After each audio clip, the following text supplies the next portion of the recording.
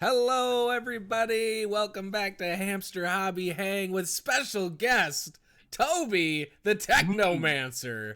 I'm here. Woo. Hi, guys. Thank you for joining us for the last hobby stream of 2020. Yeah, well, I've been wanting to join on here, so I'm glad I finally can. Yeah, I'm glad too. And you're painting a miniature. Attempting to because Yes. I only painted one mini before. So Well, that's what this is. This is what the stream's for. Is trying it out. So yeah, it's a new segment called Hamster Teaches a Total Noob. To be fair, that's kind of what these streams have been. Yeah, Oh. and it's a lot of fun, and it's fun because people in the chat have been trying out some new paintings since we kicked this off. So that's really cool to see. Yeah, everybody posts like what they've worked on in the Discord afterwards. It's a lot of fun. We got the usuals, the loved, beloved Mace and Chris. Welcome back. Hi. Hey, how's it going? I wasn't sure if you were. I thought you were referring to people in the chat as the. Well, as them too, but there's us three, plus the Techno Wizard who threatens to destroy us all with flame and magic and technomancy. I don't remember that part. Oh. I didn't get that threat. That wasn't on the memo you sent out. Oh.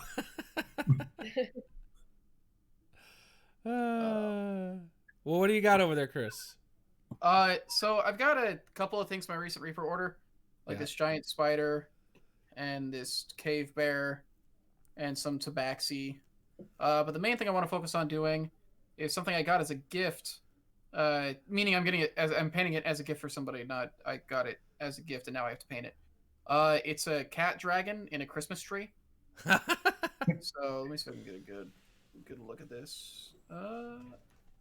Yeah. It's a cute little sculpt. Oh, I see it now. The tree completely bent over. Oh yeah. Yeah. That's cool. So I'm gonna try to get that one ready. And Mace is drawing because she asked for a lamp for Christmas, so she's hoping that in the new year she'll have some lighting to paint at home. Maybe someday I'll see. I'm gonna show up in a big red suit at your apartment and just hand you a lamp.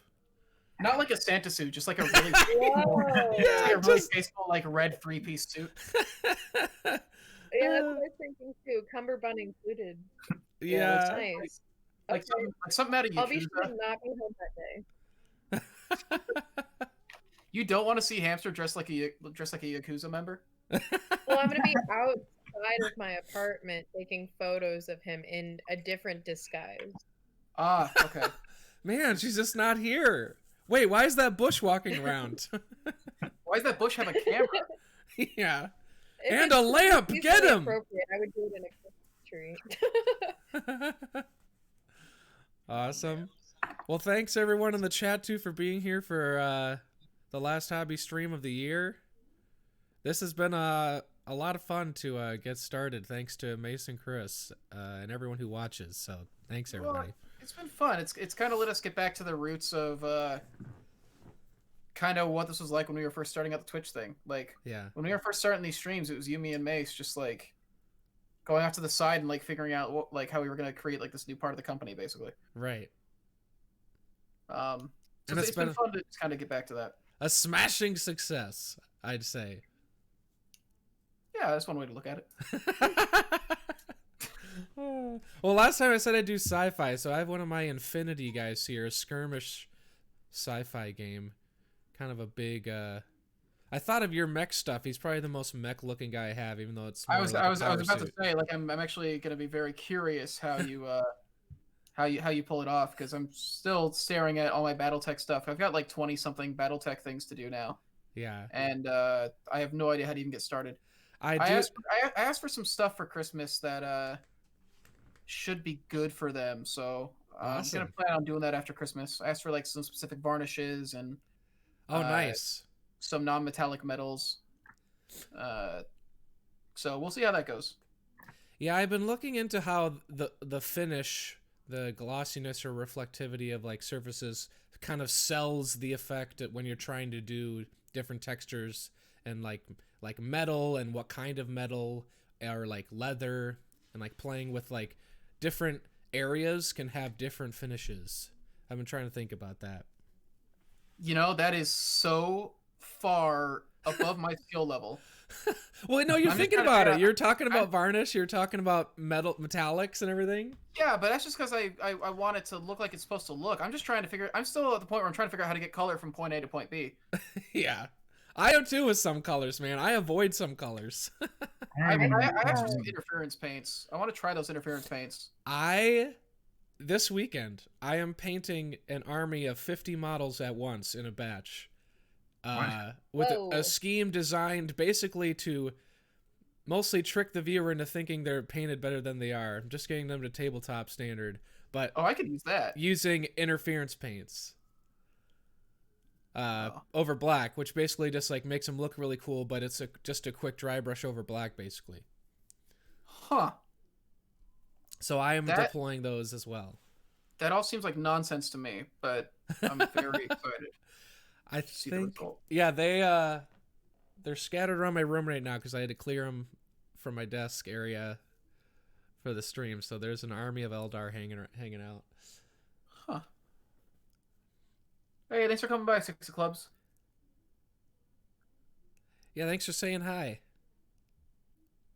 Have fun watching Great British Bake Off. Should I watch that at some point? I heard nothing but good things about it. Try watching some of it. It's pretty fun. That wasn't that crazy. I like the comedian episodes. What episodes? The ones where they have like comedians on to do like stand up against cancer, I think. Wait, in a baking show? Yeah, they like it'll be for charity. So they'll have an episode or two where they have just comedians on as a way to like raise awareness for something. Oh, so they'll be like competing. It's not that they're just like they're not like doing stand-up sets. Right, for charity. Okay. That's what I imagine too. No, they're baking, and they're pretty bad most of the time at it, so it makes it even funnier and relatable. Huh. Hey, Hamster. Yo. If you're painting like a bear, out of curiosity, does it make sense to ever like literally prime something with like a brown, and then just dry brush over it? 1000%. Okay, cool. So 1000%. Save that and prime that with brown then when I get to that. I thought you were saying you're painting like a bear, like your action is. Like I'm painting like a bear, like I'm trying to get a hold. I'm trying to get a hold of the brush like this, and it's not going great. Yeah, anytime you can eliminate steps, I think is a good move. Okay, that's good. Trying to listen in while also working on subtitling. Not quite as hard as I thought it would be. Not quite. Interesting. So you're trying to. I'm very curious to see if any of the weird things we say on the stream wind up in the middle of whatever you're subtitling. Yeah, there's just someone randomly say hamster. Or like a bear. Yeah. You know, I was watching Big Mouth season 4, and for some reason, you know, I had to have the sound off, and they started talking about Ham Planet. No idea what's going on. I always think it's funny. Netflix in particular, I find particularly when they do like anime, like for some reason the subtitles will usually be way off from the actual like voiceover when I'm watching a dub, and it makes me wonder, like, are they just using the same subtitles from the sub? Like, are they using the same English subtitles? They didn't bother to account for the script change. Like, they didn't make new ones when they did the English dub. That makes sense. Because like there are times where like it's not just like a word or two is off, which happens with all movies sometimes. It's like a thing where it's like the entire structure of this sentence is wildly different. Like, yeah. Have you guys ever tried to watch Netflix, but accidentally left the thing where it's like the audio assistant thing, where it's like the voice is like reading out what's happening on the screen? No, I didn't even know that was a thing. I didn't know that was on, and then like the Netflix logo starts playing. It's like, red letters on a white background. You're like, my TV's haunted. Yeah, I was watching some documentary thing, so I thought it was like part of it. It was like, wait, that doesn't even make sense. You're like, they're trying to do something artistic here. But I heard that if you watch a Zootopia with that, it sounds like a nature documentary. It's like it talks about like she jumped over the fence into the. Because it's just described video, so they're just describing like the rabbit opens the door. Yeah. I wonder if anybody's done it for like March of the Penguins, because like March of the Penguins already is just a guy narrating what a bunch of penguins are doing. My only memory of that is my stepmom was like, "We went to see March of the Penguins. Your dad fell asleep." He's like, "Yeah, it was friggin' boring."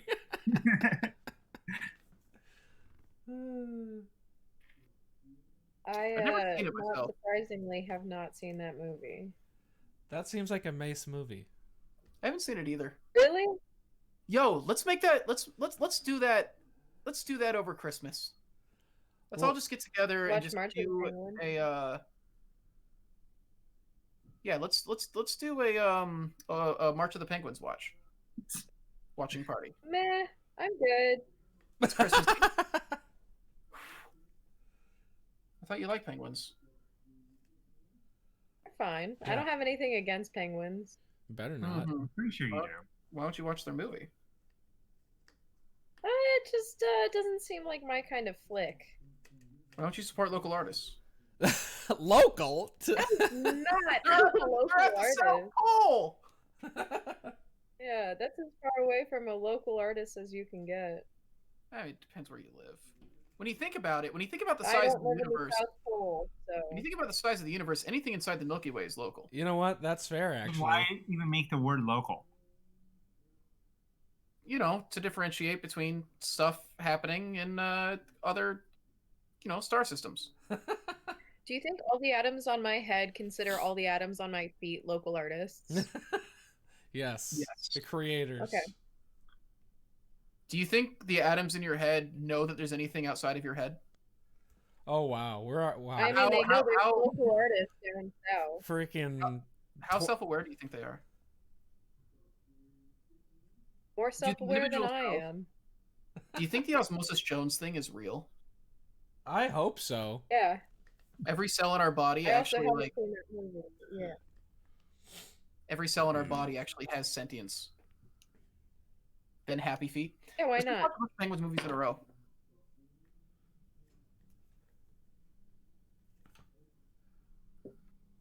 We'll watch March of the Penguins. We'll watch Happy Feet. We'll watch The Pebble and the Penguin. What the heck is that? I love Pebble and the Penguin. I will watch Happy Feet. I did not know either. No, I love it. Pebble and the Penguin is great. Yeah, it is. By great, I mean it's actually pretty bad. But as a kid, like, man. No, it's not. It's pretty bad. Is it? It's a weird. It's very weird. As a kid, it's perfectly fine. You watch it as an adult, and you're like, oh yeah, I don't know how I feel about most of this actually. Like with that, I had that effect with Rockadoodle. You ever see Rockadoodle? No. What is this? Yes. Are these actual things, or are you just making? These are actual movies. Rockadoodle is an actual movie, but you watch it with any semblance of like, you watch it like once you've paid rent once in your life, and you're like, they showed this to kids. You're like they sexualize this chicken so much, and like. And it gets so dark, and it has like a whole thing where the rooster dude is like, they give him like a bunch of like extremely bubbly like pink champagne, and he gets absolutely wasted, and they ruin his life with it. Like they literally send in a sexy chicken to seduce him and get him like really drunk, as part of a scandal to like take his career down. It's wild. It's one of those things you look at and you're like, how was this a children's movie with any of the themes that were going on in this film? Have you ever seen Cats Don't Dance? Yes. Oh, the animation is so good. I've never even heard of really these. Good. Hey, Topulus. Cats Don't Dance has some of the best animation of that era. Have you seen The Seventh Brother? I love the Seventh Brother, dude. Yeah. This is like the family movies shelf at like the Christian gift shop movie. I had a bunch of those movies, and the I never thought I would meet another person who had seen the Seventh Brother. But of course, it's the one that's like basically from the same area as me. Yeah. I didn't see that many specifically like Christian movie shelf movies. We had a lot of cassette tapes that were explicitly like Christian things that we listened to. Like Salty the Psalm Book, like a really big one of like that whole series of just very bizarre, like literally like a walking psalm book. And they had like we had one that was like an hour-long story of this psalm book and like the youth group like baseball team that Salty helped out. Yeah, it's Salty, like Psalty. Psalm book. I didn't. The stories themselves didn't have like directly Christian things like that. It wasn't until I looked on the back of the cassette at like the company, and it had like, you know, Christian in it. But they're just like odd movies. Salty was 100% like absolutely like, yeah, no, this is a Christian thing. Like they're bringing up Bible verses. They're talking about literally putting on the armor of the Lord and stuff like that. Oh wow, dude, that sounds cool though. I would have been like, heck yeah. Have you ever seen Bible Man? Yes, No. I was just gonna say that. I love Bible Man. Bible Man is one of the most fascinating fever dreams I've ever seen. Yeah. Have you seen like, you can tell it's somebody who's... What's up? Go ahead. You can tell that Bible Man was like the project of like a youth group pastor who was like the cool one that had like a film degree and decided that like he wanted to make something. So he made like a Beetleborg / Power Rangers / Star Wars ripoff, but make it Bible. And like, what's astounding is it has one of the most like loose grasps on morality I think I've ever seen. Like half the time I'll watch the episode and I go like, no, like the villains are actually the ones that are like not bad people in this scenario. It's really fascinating. Have you seen the live action movie where there's like animated, like it's not animated, but it's made to look like human, like animated in that sort of sense. Like there's loaves of bread and everything, and they became a meme, and like donuts that talk to the person. Whoa! I forget. I'm gonna. What the fuck is this? You know what I'm talking about? Immediately. Okay, I'll find it. Yeah, that sounds phenomenal. How's everybody doing today, by the way? Yeah, it was really weird. This is a little more mainstream, but I watched a crap ton of VeggieTales. VeggieTales is like authentically really good. Yeah. Your grandmother gave you a Bible Man lightsaber when you were 7? I didn't know they made those. Bible Man had merch. Lightsaber? The fuck? Bible Man had merch? I didn't know they had merch. Oh no, I'm gonna have to buy a Bible Man suit. It's gonna be the Christmas of me buying a lot of weird. The thing I was talking about was called the Almighty Loaf. The Almighty Loaf? Yeah. I love that. Wait, so was the bread actually the main character? I don't remember about it, but I guess it says under, like, I'm on a wiki fandom thing, and it says his marital status was inbred, so... Oh my god. Not very wholesome puns, but it's a... That's extremely good. The Almighty Loaf is a whole grain demon king, considered by many to be the very definition of the essence of evil and suffering, as well as a direct spawn of Satan. Okay. Oh my god. What? I'm posting it in the Discord. I'm kind of astounded by this discovery.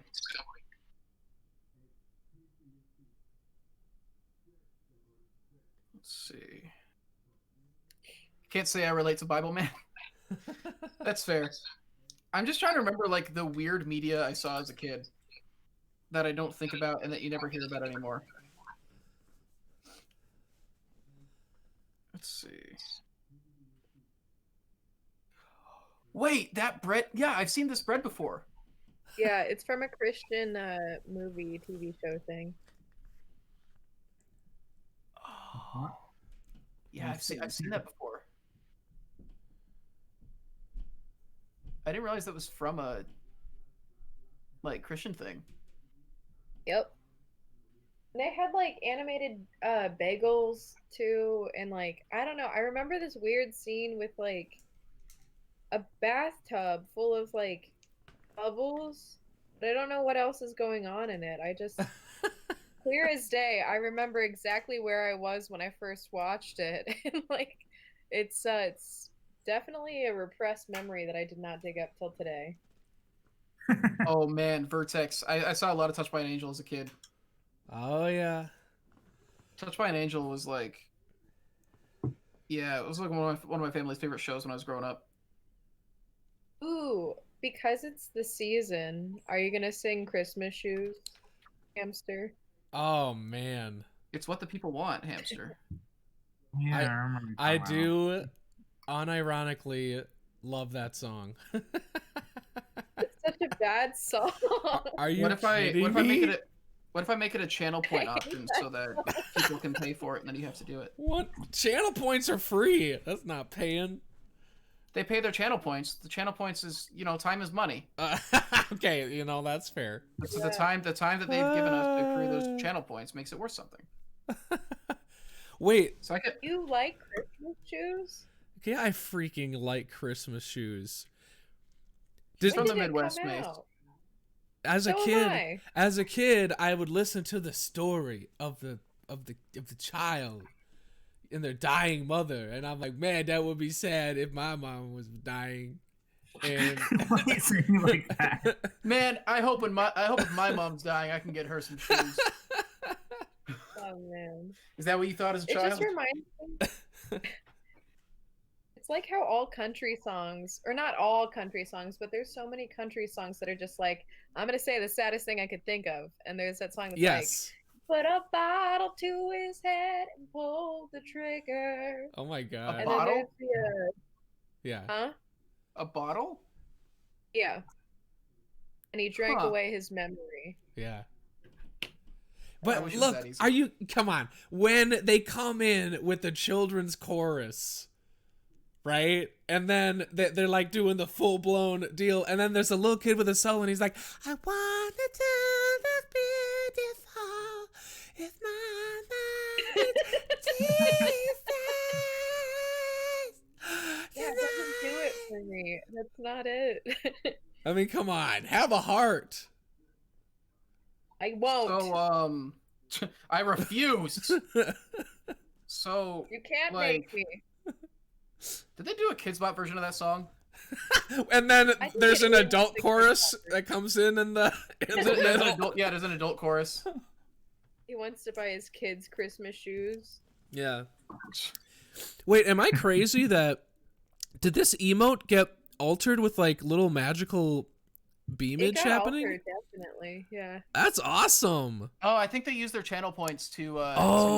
That's right. That's right. These you can use channel points to customize emotes. So I think they probably have like a snow like customization option for the emotes or something. Oh, that looks really cool. Because I haven't seen that one before, but that's what I put my money on. Sorry, that's what I put my channel points on. Have it for another hour? Man, spam it. I freaking love how this looks. I kind of actually wish we just had that as a... I know, it looks awesome. Let's get to... I'm gonna... Man, Twitch probably won't answer us until after the holidays, but I really want us to get partnered just so I can put as many emotes in as I want. Yeah. We're still not partnered? Nope, they keep pulling it away and saying, like, well, we don't think you stream consistently enough, or... like, at one point, they were like, yeah, you can have it, and then they messaged us back a couple weeks later, and they're like, nah, actually. What the fuck? That's not nice. They, like, gave it to us after Wildlands and then took it back. Well, Wait, they said we what? would get approved for it, and then they never actually gave us the stuff, and then said, like, yeah, you don't stream, because then after Wildlands, we didn't stream for a bit because we were tired. Well, I'm sorry, we have life outside of this. Yeah, so the angle I'm trying to take this time is I'm saying, like, look, we aren't like a solo guy who's trying to make streaming his career. We are a business outside of Twitch, and so we are bringing people onto your platform and all that, because that's what a lot of company accounts take. That's the angle a lot of company accounts take. Is your following off of Twitch also factors in to their partner decisions. So I'm gonna like lean into that angle to be like, look, we're more than just like a streamer. Like, we are a business who is making good use of your platform, and that's a good thing for your business overall. Yeah. So, yeah, we'll see if that sticks. I mean, AOC was able to get partnered without even streaming before, so. Right, yeah. It's what it is. They make exceptions all the time.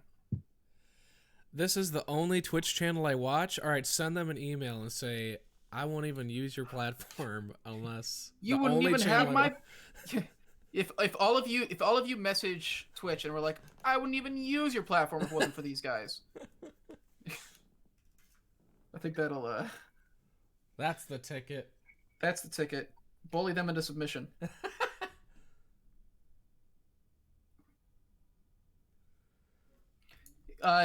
Do Christmas shoes, except rewrite it to be about you asking Twitch to give Dwarven Forge Live partner. There you go. Just no, we want them to give it to us, Chris. We want them to give it to us, not block us on all communication. Well, we just won't have you singing it then. What if that's what happened? What Hamster? What if what happened was they went to check our channel after Wildlands? To see like, okay, let's see what they're doing and making sure that they're not like that they're doing the kind of stuff that we want on this platform. And they went to the part where you and I were singing the cat carol. And then they were like, we can't partner these guys. What is a cat that would be oh no. The last painting stream that we did during Wildlands, with Hamster and Aaron. Somebody brought up the cat carol as like this Norwegian traditional Christmas song. We had no idea what it was, so Mace and I tried to figure out what it was, and what we settled on basically was that it was Carol of the Bells, except with us meowing. And so we did that for a while. Oh yeah, I think I remember the whole meowing thing. I didn't realize it was that. I think you were in the office when it was happening, yeah. Yeah, I was in the other room, and I just heard a lot of meows. Yeah, Aaron seemed not happy about it. Let's see. That's my favorite thing, is the part where Mace and I go into the chorus, and you and Aaron both realize, oh, they're like committing to this bit.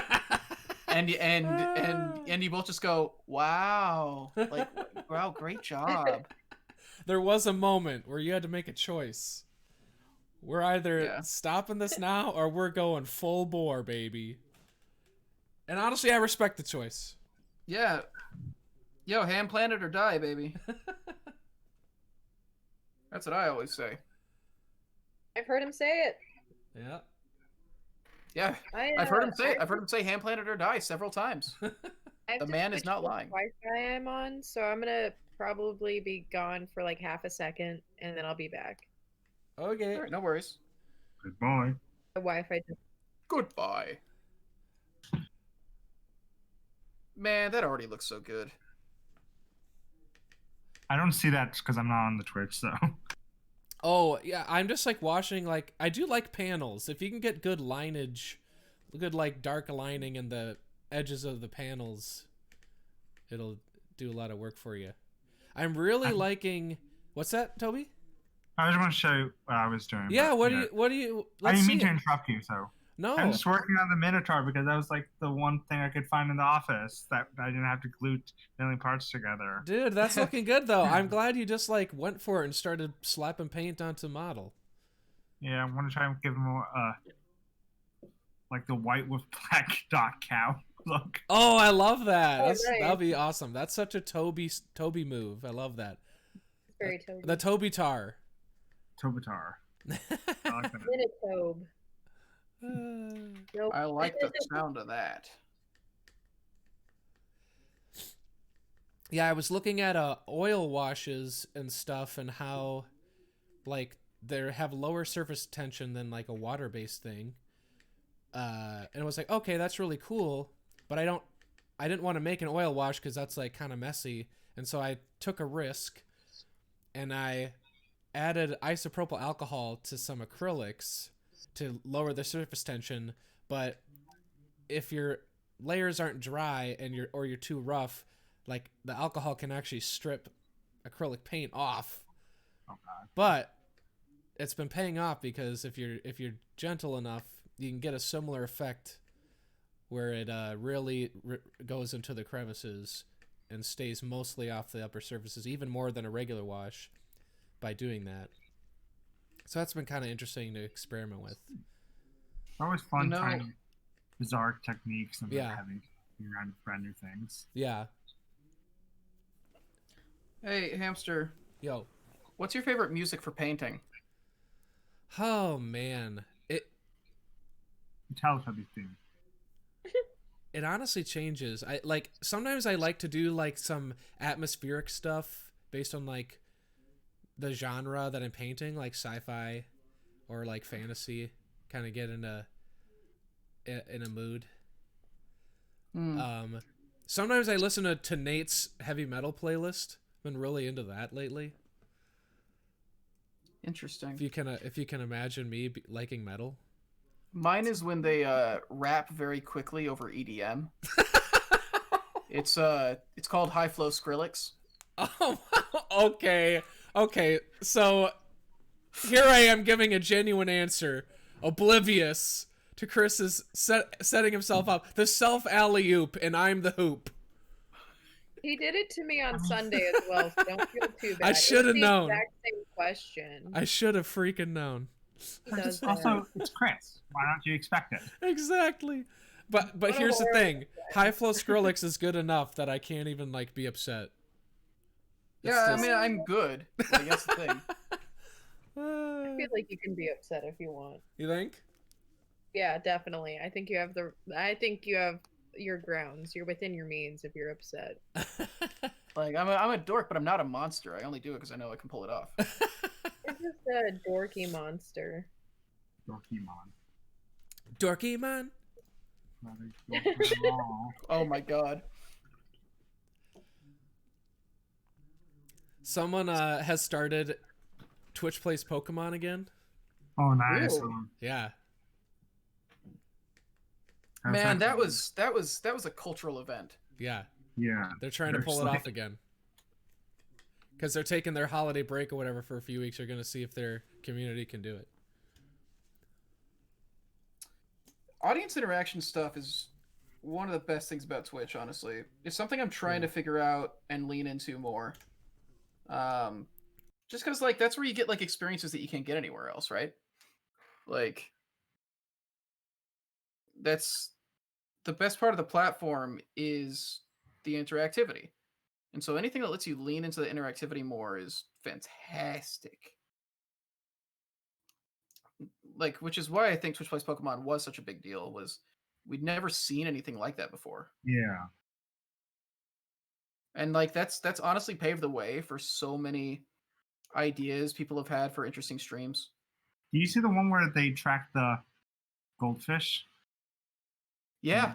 Yeah. And like based on where the goldfish were, like it put in different commands. Yeah.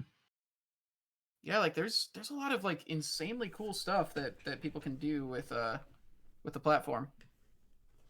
I've been trying to push it personally, and then like hopefully incorporate some of that stuff into the stuff we do for Dwarven Forge. What would it be like? The Twitch chat controls the movement of the character as we're during D&D. That's something I've been thinking about. Is would it be possible to do a interactive like D&D game with Twitch chat? So we can make terrain and like run a game that way. Like, is there a way to do that that wouldn't just be a mess, or would it be a mess in a way that is fun and the point? Yeah. I did see someone who would have people call in on Discord, and each turn, someone else controlled the character. That's kind of interesting. Twitch plays D&D.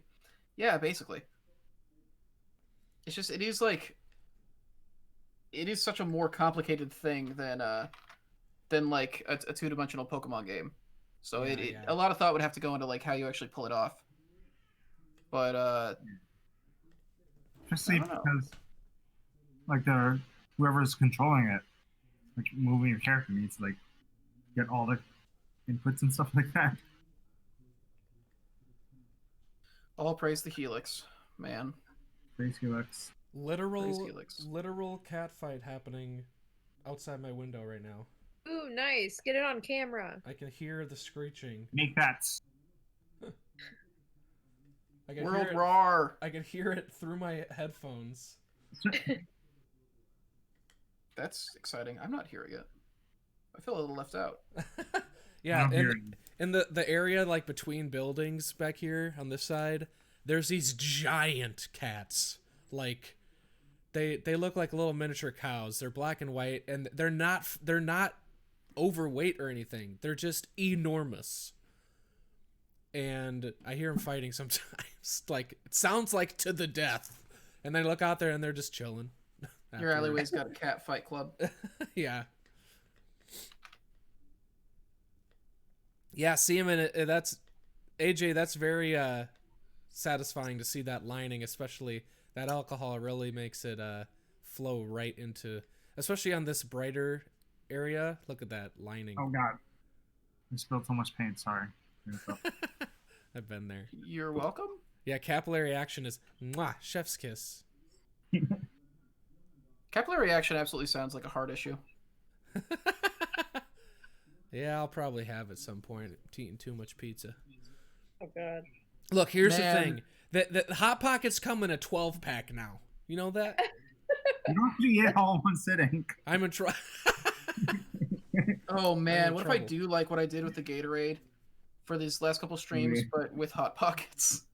What did you do with Gatorade? So, I had a hydrate option. So, I tried to do as much like fun baseball stuff as I could with the Winnie the Pooh streams. So, I got like a bunch of Gatorade, and the first night of streaming, I enabled like the hydrate option, and I made it too cheap. And right when the stream started, people just started spamming it to oblivion. And so like the first 20 minutes of the stream, I had to basically shotgun two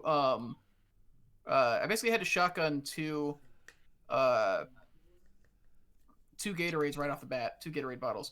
By the end of the first stream, I drank 5 bottles of Gatorade. Man, your electrolytes are through the roof. I genuinely felt awful. I woke up like I crashed for 2 hours, and then I woke up in the middle of the night, and I could not get back to sleep. My stomach was horrendous. I still feel like my body's kind of recovering from those streams, because I did that 3 nights in a row. That's wild. I only saw the one, but I appreciated the costuming.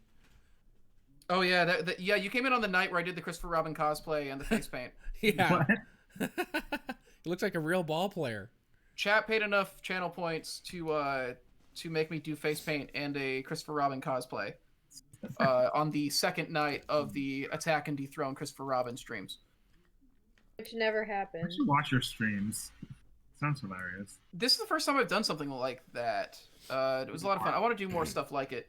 It's kind of a test to see if I can make all the green screening work. What was that? You know you want more Gatorade. Oh. All right. It's fun to torture you. What's that? It's fun to torture you. Yeah. So on the first night, Mace came over to my apartment and brought more Gatorade and also nuts.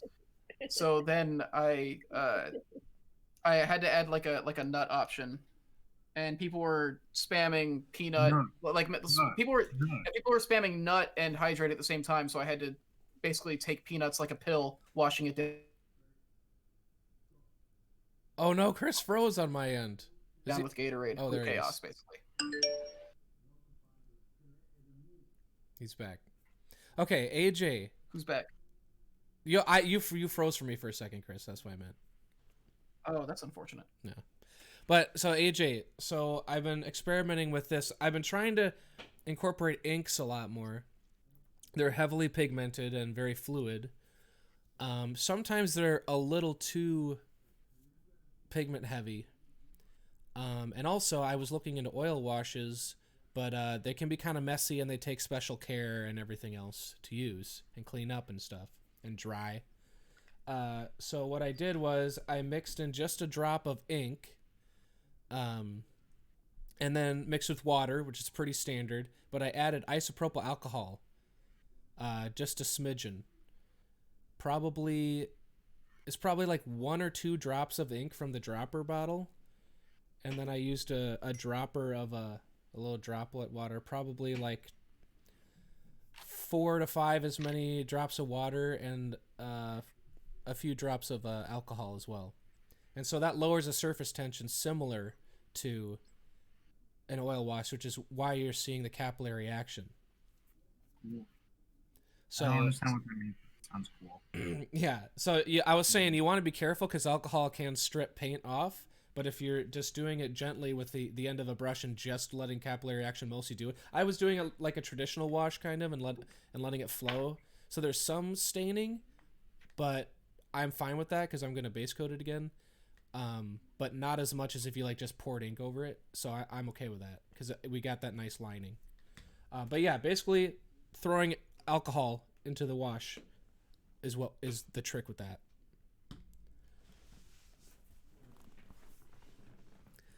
So if we can spam ham planet, can Chris have to eat a ham or planet? Yes. Yes. Yeah, that's the general thing. I mean, it all checks out, right? Like, I don't see any way out of it. Oh, got most of these things base coated. The metal's the only thing that's giving me troubles because I hate metal. Just does not hold paint as well as I would like. Yeah, it's tough. It's tough. I even have like primer come off sometimes and everything. Sometimes after a base coat, I'll actually spray it with a varnish just to keep everything on there. I wish I and had paint over that. I wish I had varnishes already. I'm still waiting on them to get here. Yeah. Hamster, what colors would you combine to make pink? I need to make pink. White and red. Yeah, just slowly add white. Out of the corny stuff. Out of the Picorni? Well, you can still take Regal Red and white, but just add the whites more slowly than you think, because it's gonna have a great impact on the mix. Cool. I guess that makes a lot of sense. Yeah. Color theory. You can even use something like Stone Edge if that's around. Man, what a good move. Stone Edge for the white. So yeah. Okay, cool. Thank you. Yeah. $5. Let me thank you more. Mace, you're getting expensive to have on here. And to be my friend. Yeah, just in everything general. comes with a price. Yeah. Good news is nobody's paid up, and I'm not really chasing anybody down yet. Yeah, you're gonna be like a loan shark. You'd be like, well, where's thing. my interest? And punch me in the face or something. That's the thing is people haven't paid her because nobody has actually paid her. She hasn't been able to raise enough capital to hire loan sharks to go get the rest of her money. Oh, just make sure you never pay her. Really challenging. She has no power if all of us don't give in. That's true. It's true. It's true. But if we give her a single $5, we get a $5 loan shark, and then we're in trouble. $5 loan shark. Well, the real issue is all my money goes to loan sharks because I already owe them for having this is where I got the idea. They just keep yelling $5 and I'm a fool and I pay it. But they send loan sharks after me. So really everybody's just paying my debt to loan sharks. That makes so much sense. And you still get a loan? You still have a debt? Oh yeah. That makes so much sense. This is that whole hurt people thing. Like Mace is simply just passing on her trouble. Yeah, is that okay? Man, It's cool. that's a sad story. Kind of like the story I heard in this one song one time about shoes and Christmas. I relate. I'm empathetic. Oh yeah, Rudolph the Red-Nosed Reindeer. God dang it! That's a sad one too. Actually, they were so mean to him. They were so mean to him. Hey kids, you want to sing about bigotry? We're all friends, though. Pretty happy with the base I have on the bear. We Actually, really fast to do that. You just do like a lighter dry brush over most of his coat. The interesting thing with bears, I think, would be trying to do like their faces are always lighter than the rest of their like body. So trying to get like that, blending right will be interesting. But the cat's still drying. The primer is, anyways. Hair dryer. I don't have one. Oh. What? I dry my hair with the way God intended, by shaking it back and forth, baby. Yeah? Yeah. I don't know how to dry hair. There's several ways. I just let it air dry usually. I actually do the same, except for my bangs.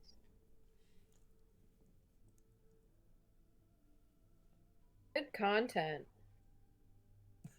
Yeah.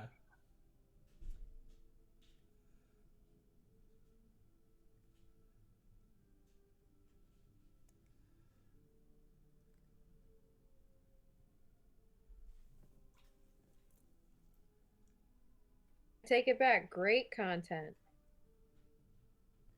Yeah. What's up, Paul?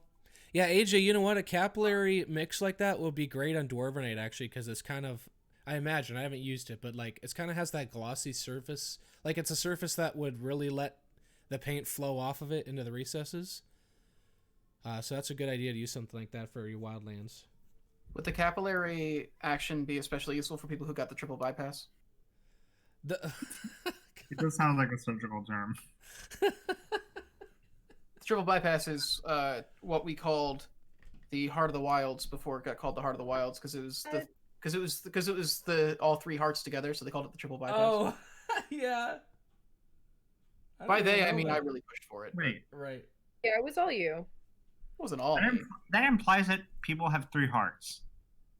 Because triple. Have you not played Kingdom Hearts? I don't know. I haven't played the earlier ones. I only played 3. Wait, you only played 3? That feels like the worst way to experience Kingdom Hearts. 3 and the 3DS one a little bit. Yeah, that's absolutely. Wait, the 3DS one is so dependent on Kingdom Hearts 2. Wait, that's the way. No, you played the worst. That's the worst possible way. You played the 2 games that are the most. I got a PS2 really late. Okay. What? I got a PS2 really late, so I didn't really get to play it. That's fair, but I'm just saying you played the 2 games that are the absolute worst to go in and play first. Yeah, I had absolutely no idea what was going on. Like those 2 are absolutely dependent on the rest of the series, or at least like 358 over 2 days is 100% dependent on. Wait, 3DS? Oh, so it was Dream Drop. Yeah. Yeah, that one is super dependent on. One of the stupid bouncing cats. Yeah, I mean that one's also just one of the worst ones. But yeah, it's pretty bad.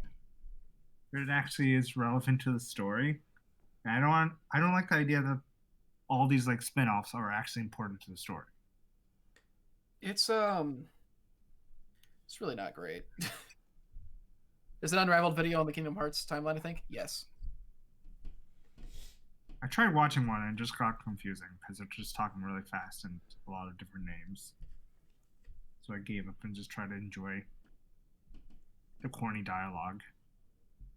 I mean, I wouldn't blame you. I do know hurt. I do know hurt. That's my favorite line from the 3rd one. I haven't played 3 yet. I have it installed. The thing is, I've been looking at it and I'm like, should I replay all of the other games first to like really make sure I'm ready for this? But like, is that worth it? What's that? Is that even worth it? Yeah, that's the thing. Here's the thing. I think 1 is fun to play, and 2 is an improvement over 1 in literally like every respect. But like, I still wouldn't say that they're like really like phenomenal games. Definitely iconic. Definitely iconic. I don't think for the reasons they were hoping.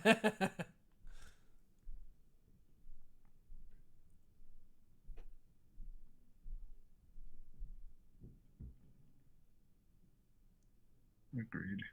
Isn't a triple bypass about surgery on the heart? Yes. I think a triple bypass is specifically like you need to do the thing 3 times or something. Whoa, look at the doctor in the room. Yeah, like you need to make you need to make like 3. It's like you need to use 3 stints or something, because there's double bypass and I think there is quadruple bypass. Like depending on how clogged up stuff is. I'm not educated. I never claimed to be educated. More than 3 arteries. Yeah, there we go. Look at that. Okay. So how many Hot Pockets 12 packs does that equal? They would. I think it's one You would be Hot beyond Pocket. surgery at that point. They would give up. You'd walk in, you'd explain the situation, and they would just shake their head at you. Oh dear. Okay, well, this is gonna be Chris's hobby hang next year. Then I'm gonna be out of here. Oh my gosh! In the past week, how many Hot Pockets have you had? I think 8. I do not like how long you took to answer that. Okay. It's not too bad. 8's Is it all in one day though? No, feel not like- in one day. I feel like 1 is Okay, a lot of Hot Pocket to make- have for a year, honestly. Yeah. The I correct cannot- answer In the should be past 0. week, That's I think fair. I cannot eat those anymore, man. I think I've had 10 ramen packets this past week, so I feel you. I miss mean- ramen pockets.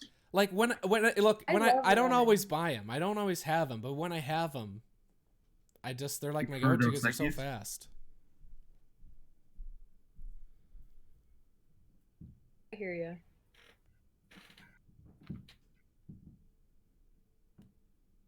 Bones Bunny's being all hydrophobic. Yeah, I hear that. That's unfortunate.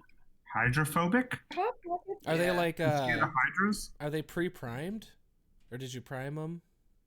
No, I'm not saying that. Greg's having issues with them.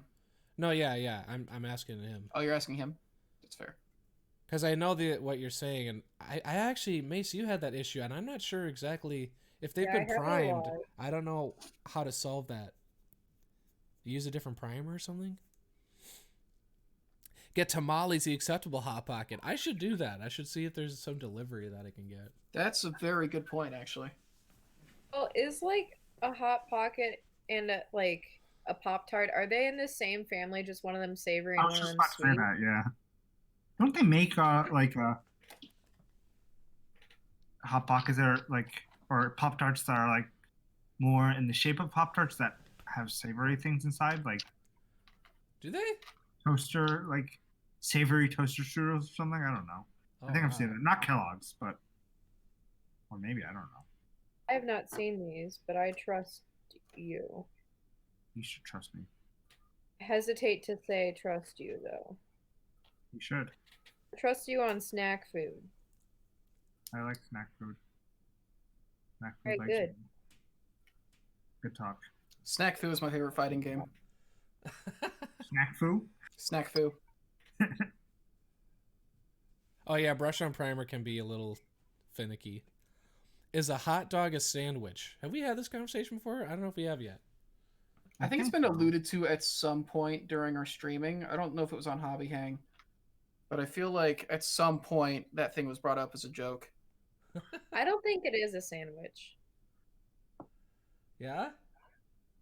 Yeah, I'm trying to feel like it's too unique I think to it is. classify it as a sandwich. It's kind of like You think it'd it's be like classified as saying its own that kind of like food? quesadillas and pizzas are the same thing.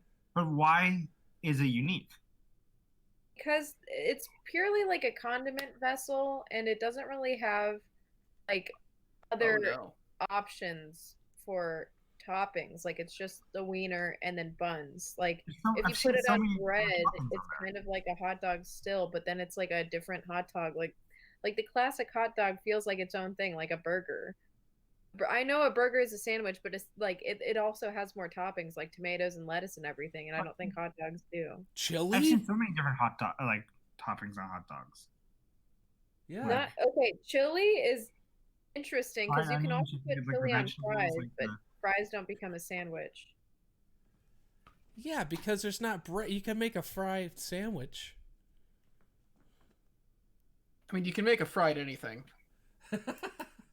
You can literally fry anything, and people have. That's true. Minnesota State Fair, which they still had a drive-through this year for State Fair food. Oh my gosh. Have you had fried butter? I haven't had that. Sounds like up my alley though. It's very good. It'll hurt you more than the Hot Pocket would, but it's good.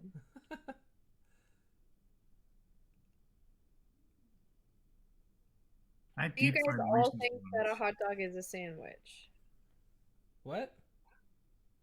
You guys all think that a hot dog is a sandwich? I didn't say that. I just like arguing. Yeah, I didn't say it at all. I think it makes sense to classify it as its own like kind of food. Like if you're in the mood for a hot dog, you're not in the mood for a sandwich. Like, you know what I mean? It's like a totally different feeling. That's like saying if you're in the mood for a burger, you're not in the mood for like an Italian sub.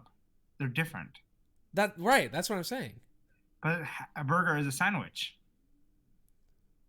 Yeah, but you can't. He does have a point. I feel like That's you would true. more classify a burger too. Like you would separate it. You wouldn't just say like, "Hey, you want a sandwich?" and then give them a burger. You'd be like, "Hey, do you want a burger?"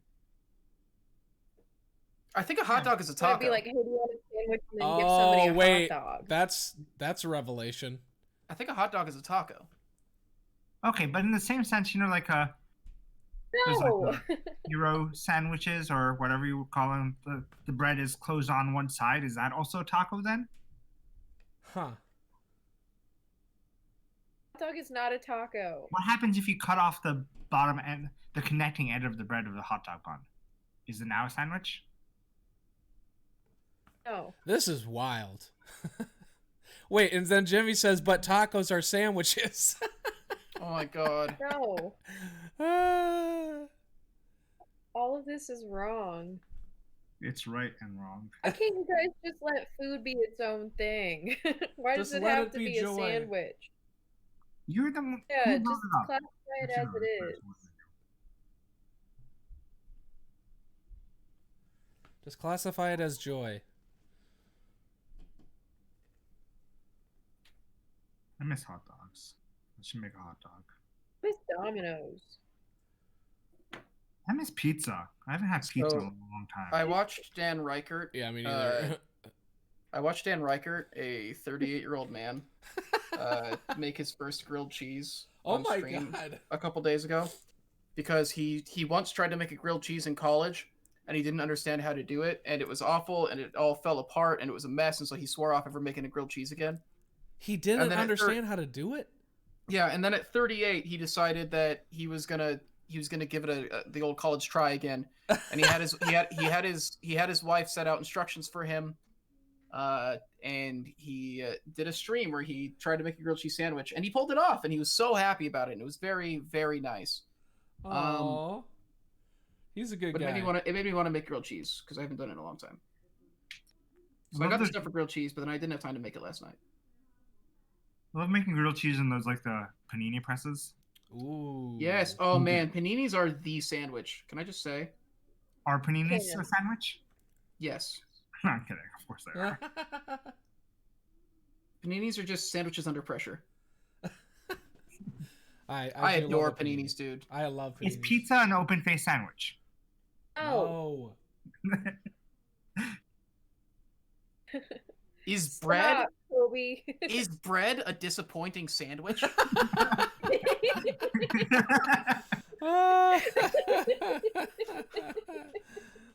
Yes. I think that plays. They do have a sandwich in the UK that is just bread and fries, which is better than just bread, but that's like a potato sandwich. You want something more. Yeah, or like you could just get fries. Like why have the bread? Man.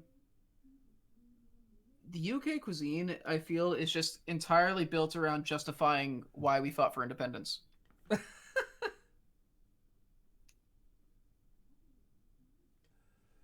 I mean, I guess it makes sense. But part of it was like part of the fighting for independence was dumping one of the things they consume. Yeah. Water, the tea stuff. Tea stuff. Yeah, they're like, we're tired of this tea. Give us Gatorade. What happened? Then what happened?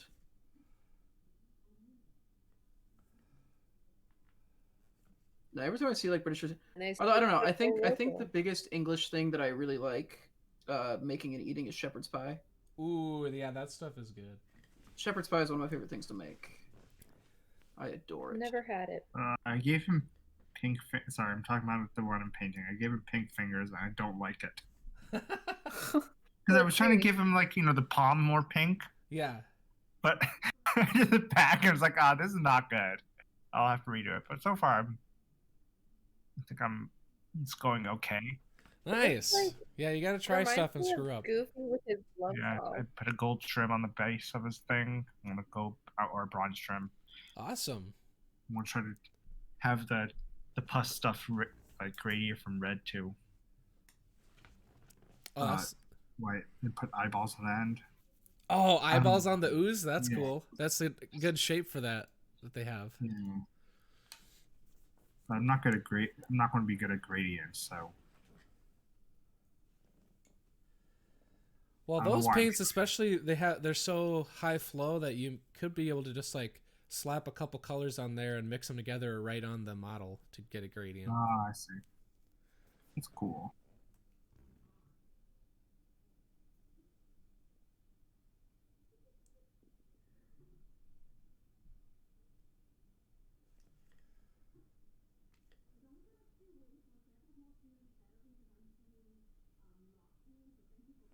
I do like painting power armor like this. I like Warhammer Space Marines.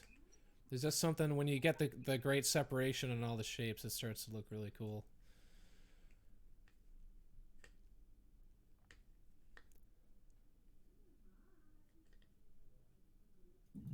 Okay.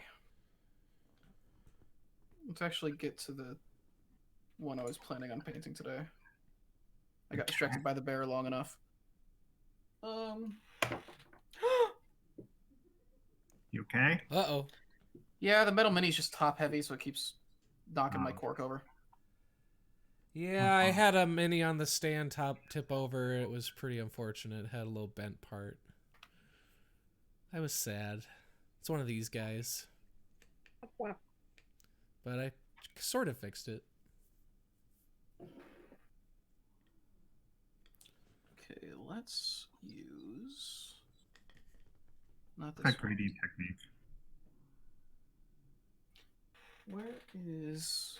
Oh, I'm missing one of my brushes.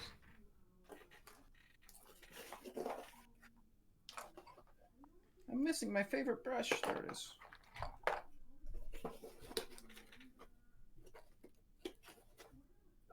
Hey, Hamster. Yo! AJ wants you to know you look pretty cute. Yes, he's definitely referring to my shining face, right? Yes. Awesome. Thank you. Now, yeah, it's really starting to, and we're gonna go up a couple times when we're at highlights, so the panels will really have like refined edges on some of them. I'm not gonna edge highlight every little thing. It's a gaming model, so, but definitely the upward half will have some nice edges. Thanks, AJ. Yeah, I'm a gaming model. Yeah, are there breakdowns we can submit for that? We need a gaming model. I mean, have you seen my picture in that scorpion chair? Yeah, exactly. Have you seen that picture of me with my VR headset on? So handsome. Thank you, AJ. I told you, man. Listen, you got to take the compliments where you can get it. I know. They're hard to come by some days. I know. If you don't advocate for yourself, who's going to, you know? Outside of, like, your mom, but, like... Yeah.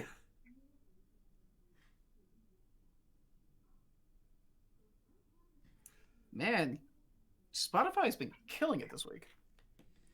Oh shoot, I don't have my freaking music on. Let's put some of that on. Oh, it's the Mountain Goats. Okay, that's cheating. I like me some Mountain Goats. They're great. It's just it's cheating. Yeah. Yeah, that Brett is still staring at me every time I come to this Discord. Well, I don't have the Twitch up, so I just have the Brett staring at me, and I don't like it. I haven't seen it yet. I gotta... Oh, I just got a Christmas card from one of the players I DM'd remotely for when the pandemic started. Oh. What's this That's one? nice. I hope she enjoyed the game, or it might be a scary letter. Okay, I'm really liking the effect on these leaves, actually. The pine needles, I suppose. They're not leaves.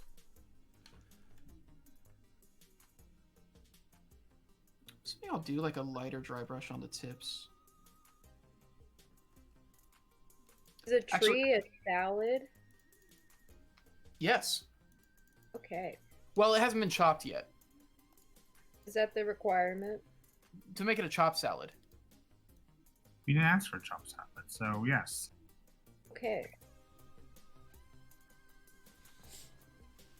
So a tree is the ingredients for a salad. I mean, you can graft a tree together, like the different parts of the tree, like different fruits, different vegetables, because then you can have a tree that grows everything, and then that's a and like an apple tree is a fruit salad by that logic. I mean, is just apples a fruit salad? Well, I mean, you get to make it good, you got to put some you got to put some mayonnaise on it or whatever. What do they use? Cream? They use cream? That's cream in a fruit salad, right? Is there? No, they use yogurt. It's yogurt? That'll do it. Yeah, that's definitely yogurt. Okay. So you just put a cow in there, like graft a cow onto an apple tree, and you have a fruit salad, right? Yes. Yeah.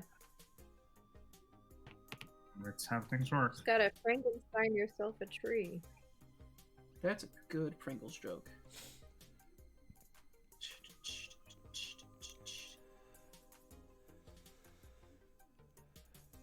Get in there. Our all-female D&D group are trying to have our first virtual game since COVID happened on Sunday. Wish us luck. Hey, yeah, good luck. That'll be fun. Let me tell you about Vorpal Board. No, that is really exciting. Yeah, we've just been doing it on Discord, and it's been going pretty well. Yeah, we use Discord for our home game, because we don't do a lot of terrain or anything, so we really just need to see each other.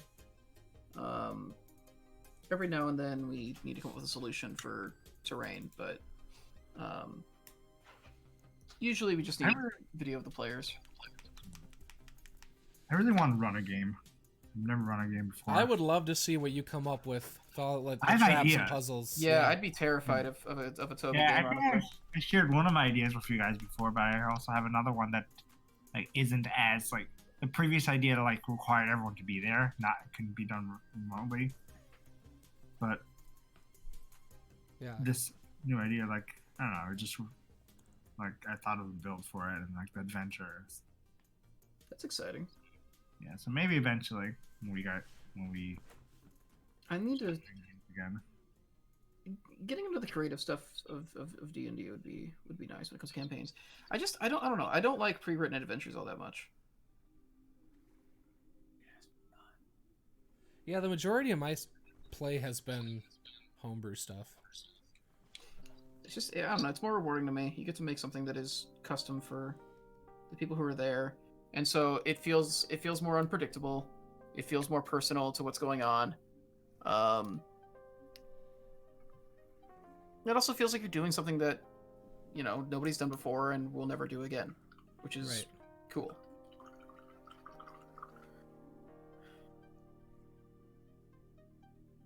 We did a Secret Santa and are planning to fight Santa for his hoard of gifts, and at the end we'll open our Secret Santa gifts. Should be a cute alternative to our normal holiday dice exchange. That's very good, actually. That's funny.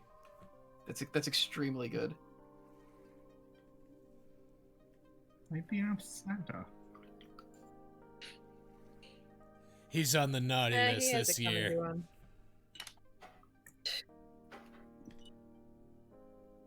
Hmm.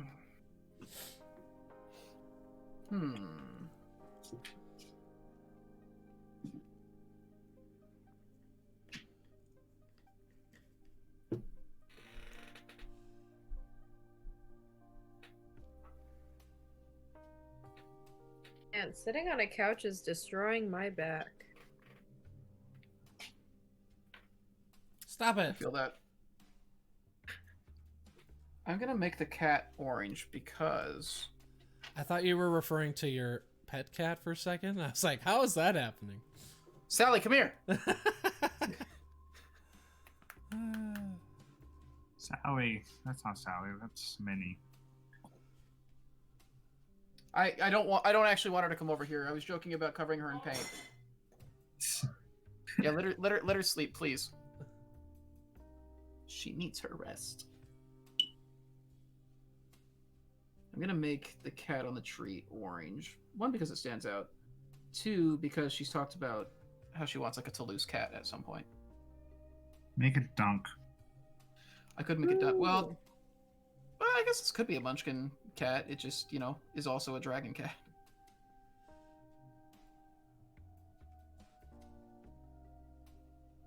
Silver paint. Silver paint. Silver paint.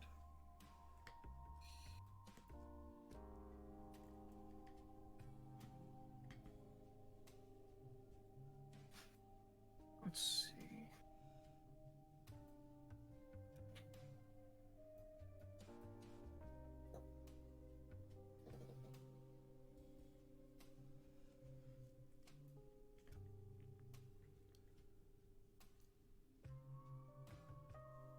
There we go.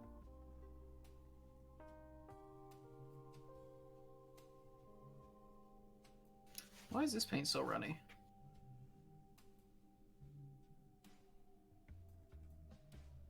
I don't want it to be runny.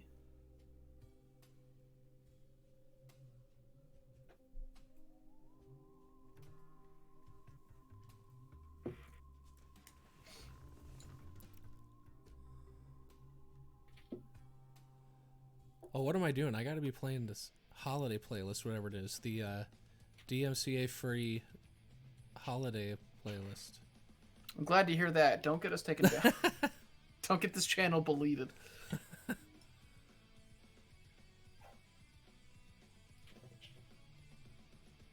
Can we listen to Linkin Park Hybrid Theory in its entirety?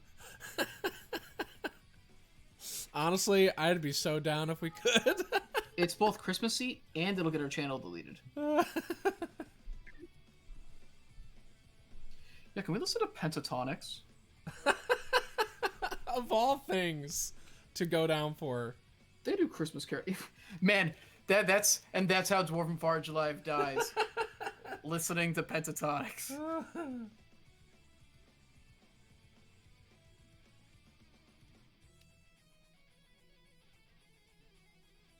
Here comes a strike from the DMCA.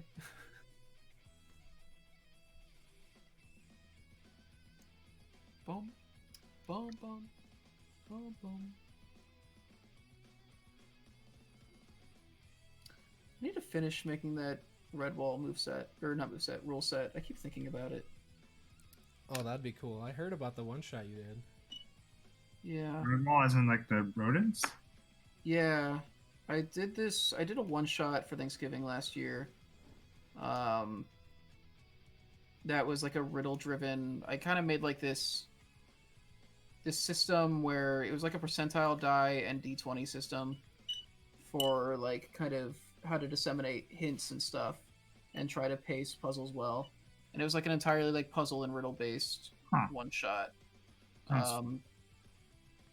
And I'd like to be able to do a whole campaign, but it's a weird thing where like everybody always says, "Oh, just use Humblewood." But the thing with Humblewood is that it is like a D&D reskin. And I feel like the D&D rules don't make sense for the way that combat and everything works in Redwall. I don't feel like it's very faithful to that. So I don't want to use Humblewood.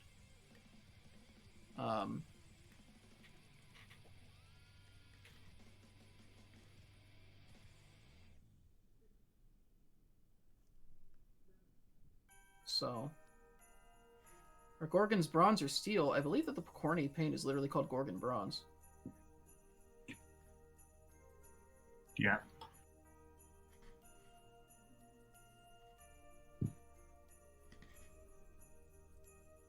I couldn't tell you off the top of my head, though. I don't have a lot of Gorgon experience. Me neither. I have a lot of Gorgon bronze experience, but not literal Gorgons. Actually, not a lot of Gorgon bronze experience now that I mention it. I haven't used that color a lot. What do we use it on? Color. I'm using it right now. I've used it on something. Here's the thing. When I did a lot of bronze, and... Ooh, that looks really good, Toby. Thanks. Wow. I don't know what this stuff looks like right now, but... I can't believe... Man, Toby, you should have seen my first miniature. You're crushing it over there. My first one was a lizard man. Oh, yeah. What was your first one? My first one was a Warhammer Fantasy Battles, which is now doesn't even exist anymore. It's Age of Sigmar, a completely different game. They literally killed the first game. After they saw your mini? Yeah. Yeah. It was this metal ghoul with holding a bone over his head like he's going to swing it at somebody, and he's ambling around. A little 25 mil Vampire Counts ghoul. Vampire Counts? Yeah, the army was called Vampire Counts, so it was a bunch of undead. You could play ghouls and skeletons, and the leaders were all vampires. Cool. Yeah. Do you have pictures of your mini? I don't know if I have the... I have the miniature itself at home. I don't think I have a picture of it. I'll have to take it whenever I go back home, you know, in 2 years or whenever things calm down. I'll have to get a picture of it. I painted another version of it like a year ago. As just like a nostalgia trip of like seeing where I'm at and paint the same model as my first one. That was kind of fun. Well, what I want to do, so the Golden Demon painting contest is Warhammer specific. It was like one of the top painting contests, but it wasn't in the US for a decade. And it was going to come back at Adepticon, which was going to be our first Adepticon at Dwarven Forge. So I was like, oh, I'm going to enter my first Golden Demon I've always wanted to try and paint a new version of the first model I ever painted. It was going to be super cute. And then Adepticon got canceled. Yep, just like everything else. Yeah. I think I went to the last convention that ever happened. Yeah. PAX. Right. Yeah, that's probably like the last one freaking ever. Yeah, because people were freaking out about it then. Yeah.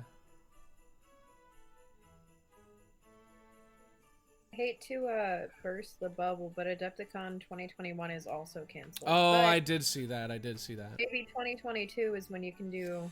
Yeah. Well, here's the thing. You can enter one thing for multiple categories, and that's usually what people do. So I could probably bring a few things when it finally comes back.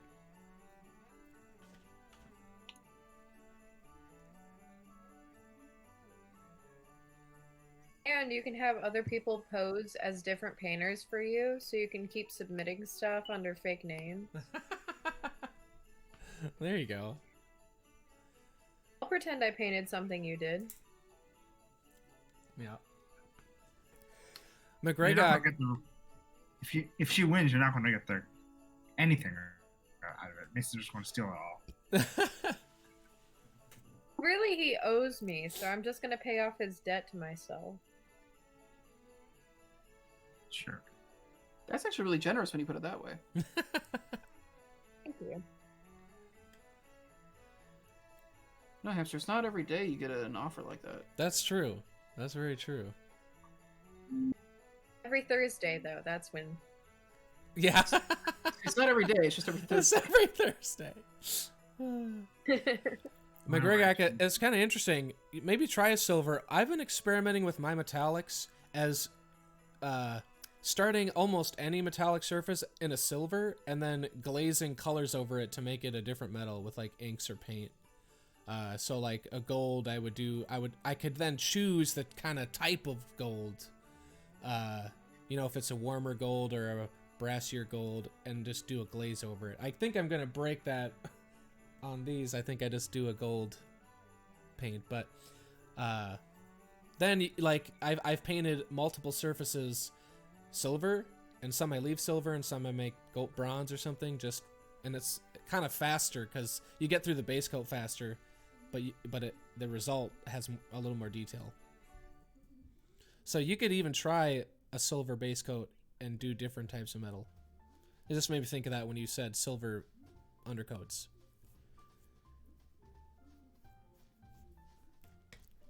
Strange undercoats. In fact, I gotta figure out what's gonna be gold on here. What did I do in my last one? Look at my Instagram.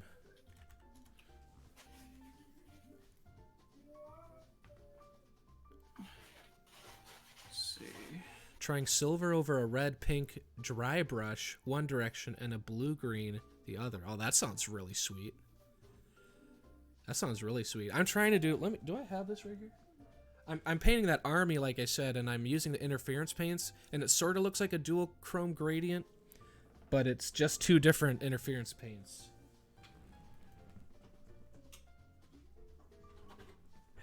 I think I'm gonna be able to get this 50 model army done in under 12 hours.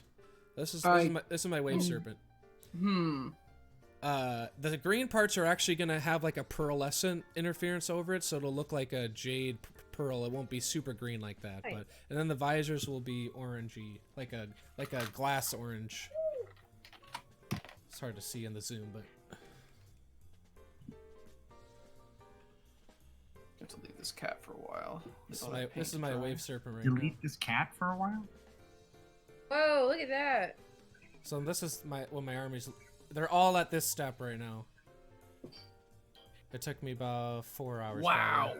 Probably. Yeah. Looks pretty cool. And it's literally just dry brushing the interference over black. Nice. Yeah. Pretty simple and cool.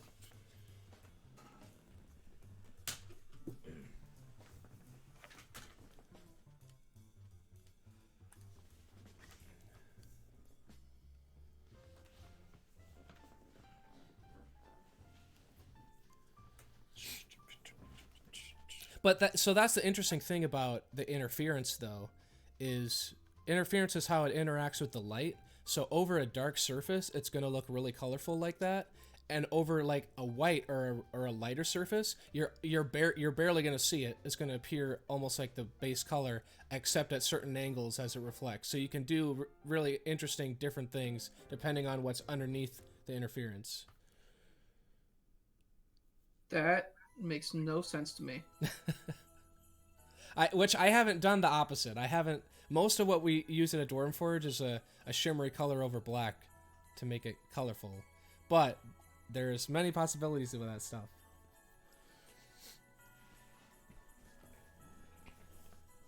Yeah, that sounds wild to me. I'm sure once I see it in action, I'll still not understand it. But believe it. Believe it. Believe it. Believe it. Believe it. Believe it. I can't believe it. I can't believe it's ninjutsu. Oh man. Thanks, Poison. Humblewood is really fun. Yeah, I don't have anything against Humblewood. I just don't think it's the same thing as what a Redwall system would need to be. Like, Redwall is not a place with, like, magic and stuff like that.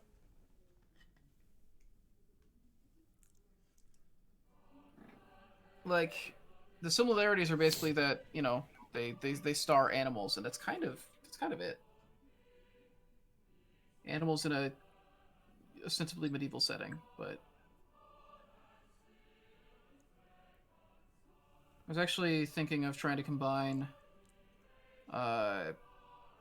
some wargaming stuff for the combat and making kind of a hybrid wargame RPG.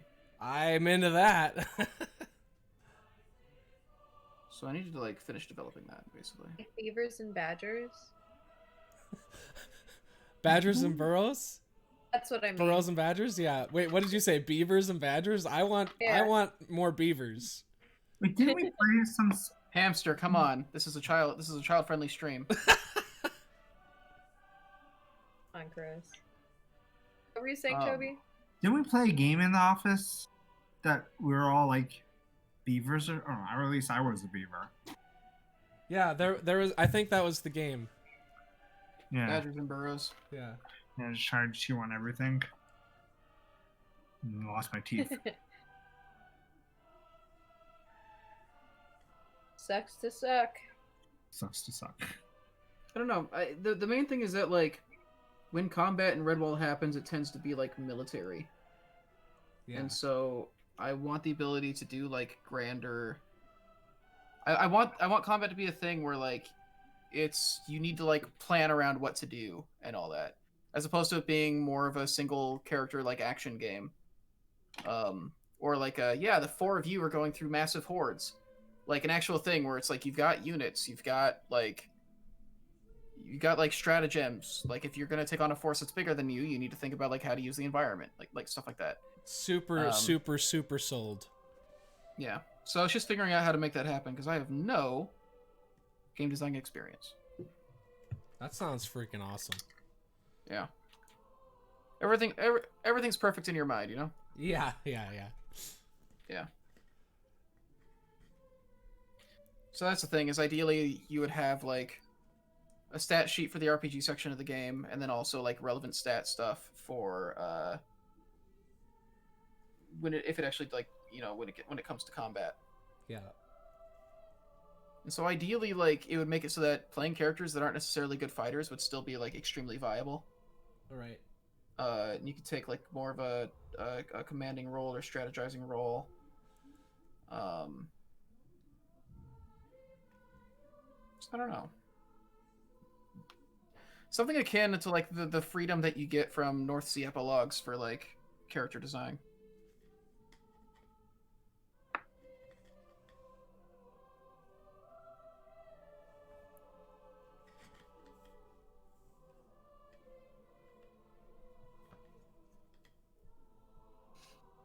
North Sea Epilogues is very good about letting you make characters like, I want to play an old carpenter who doesn't really have a lot of physical, like doesn't really have the dexterity to, like, fight very well. But, like, it doesn't matter how you build your character. You can play literally anything in North Sea Epilogues, and the way that the game is set up, like, everybody has value, whether they are combat focused or not, in combat scenarios. It's very nice and free in that respect.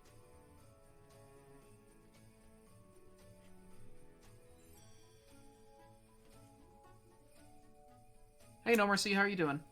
Hey, how are ya? Welcome to Hamster Hobby Hang.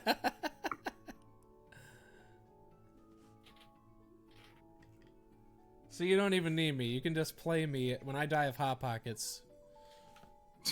I'm sorry, I sir. die of Hot Pockets. I'm sorry, sir. He came down with Hot Pockets.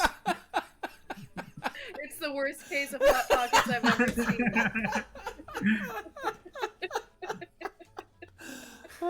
When I die by Hot Pockets.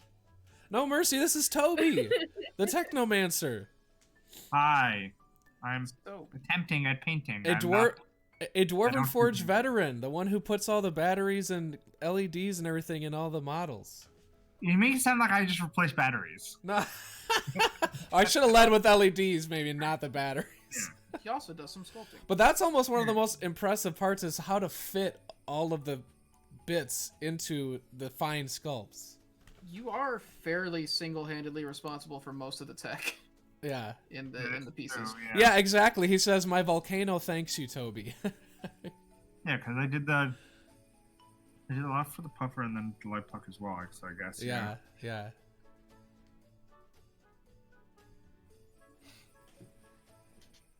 But yeah, you can just... I'm sure you can just hire me to, like, replace your batteries and replace your light bulb. Oh, there you go. But I don't care. We're losing him. We need Toby in here right away. He just has, like, hundreds of watch batteries. Can you believe Tyler's entire job is to put the pieces away?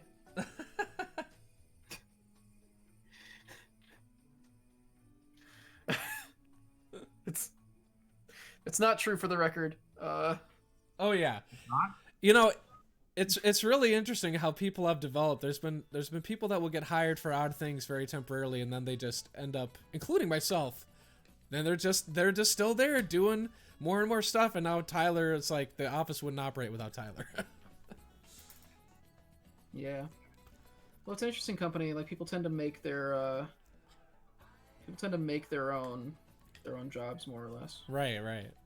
Which is an interesting approach.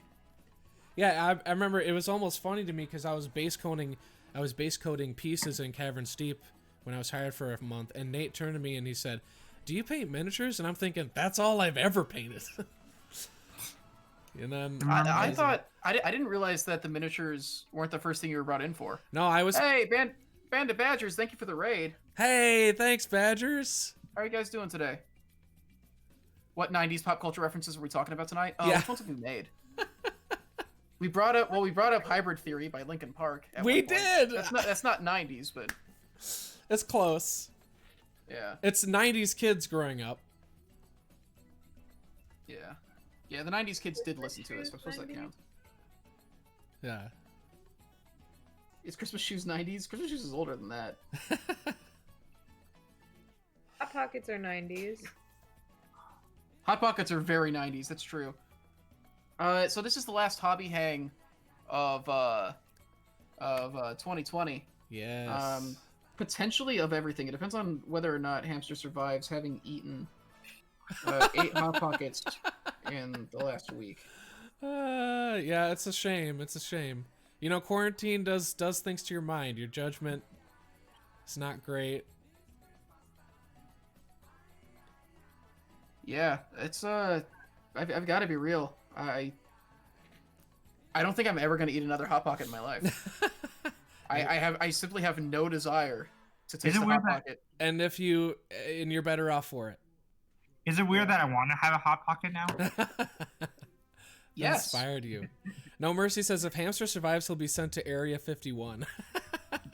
I'm gonna mutate. They'll probably be able to use your blood as a weapon or something. Yeah, right. What is the DF Dungeon floor recipe again? I think it's just one color, right? I wasn't there for that, but is there a Joy of Dwarven painting on that? I think there is. There probably is, right? I mean, it's one of the most basic. It's one of the most basic things we got. Like, I hope you have a video on it. I need to do a floor for the base of the mini, so I would like to know that actually, like a rock. You want it to blend in with dungeons? I guess so. He's standing on our stone, so. Here, I'm gonna link the video, but I'm literally just watching Aaron's video. Caverns, dry brush plus school bus yellow. Okay. Thank you, Topulus. I do love how many people that watch us know our stuff better than we do. The Dungeon of Doom was the first thing I got to playtest. They were, so I started in Caverns Deep and I was painting, and I was able to hop in to play it, but I didn't paint any of it.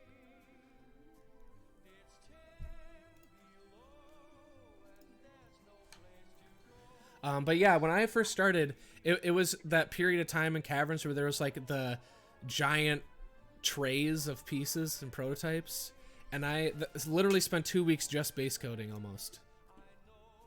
Man. And then we had that airbrush for a while, right? To base code? I tried the airbrush. It ended up, I think for the volume that we needed for it, we would have to have like a car airbrush. Like it's such a fine thing that it clogs. Like take it to a car wash, but the car wash isn't yeah. using water, it's just using base paint. Yeah. And then eventually I was painting some pieces. Like the first thing I did when I interviewed was a test of matching a Caverns piece, and they just had little pots of paint. And so then I was just base coating, eventually painted Caverns, and then I think actually that Minotaur Tobi was the first thing I ever got. The first miniature I ever painted at Dwarven. I thought it was appropriate. I saw that. It's like, yeah, it's appropriate for this. That is. I love that. I want to show the difference between a pro and a total noob doing it. Well, I gotta say, at that point, I was still really figuring things out. I've definitely improved a lot over my time there, which I'm grateful for. Just making me paint more. Had you stopped painting before you started working there? I probably hadn't painted in like 6 to 8 years. Really? Yeah. Huh. Here and there, I mean, but you know, so I sold my Warhammer stuff when I went to college. I got into it a little more. And then when I moved to New York, I sold stuff again that I had reacquired to move. Man. And now I spend all my miniature painting money on miniatures, so I have a bunch of stuff. Man, to go that long without having painted and then go right back into it. Yeah. Well, I was surprised because especially, and you can see Dwarven painting, there's a lot of dry brushing, like a lot of accessible techniques, which I think makes the schemes really great. And so it was interesting when I saw the piece and I saw the colors, it was like the big brain meme, right? I was like, oh man, I see it. I see the formula. You know, I was like, I can do this. I know how they did it. So it was cool. The big brain meme. Yeah. No Mercy, Dwarven Forge must be a pretty unique interview. I remember Nina said, send me your portfolio.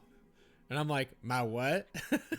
And I ripped a YouTube video from when I was in high school of me like talking about my miniatures, and I cut it apart and muted the sound, my squeaky voice, and just sent that. I never had any kind of interview process, actually.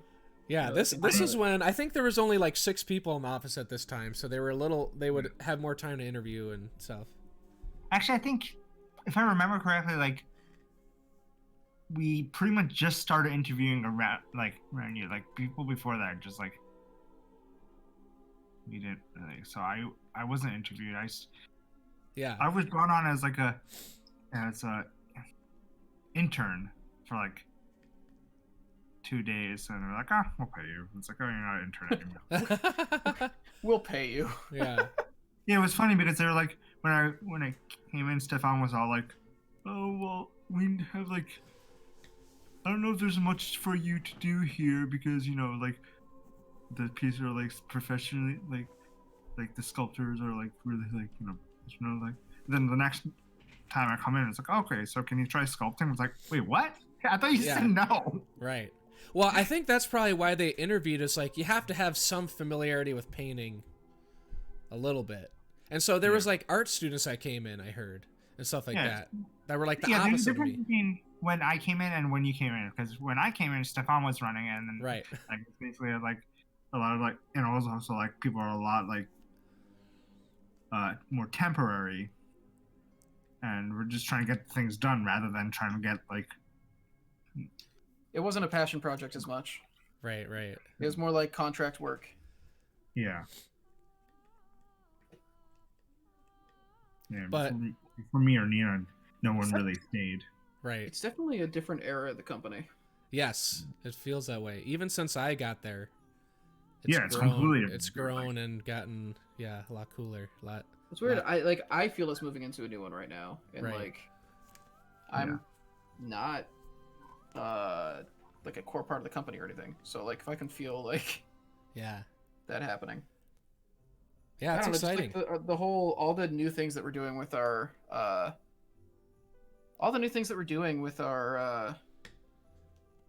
outreach, the new stuff we're trying to do to hit new markets, the way we're kind of redesigning the way that we package our stuff to people. Yep. It feels like we're heading into some new stuff. Yeah, I like that we're trying to expand well. Yeah. Me too. Yeah. I don't know why you're saying that. Why wouldn't I like it? But March, I will have been there 3 years. Yeah. That's wild. Came in like March 4th or 5th. What'd you say?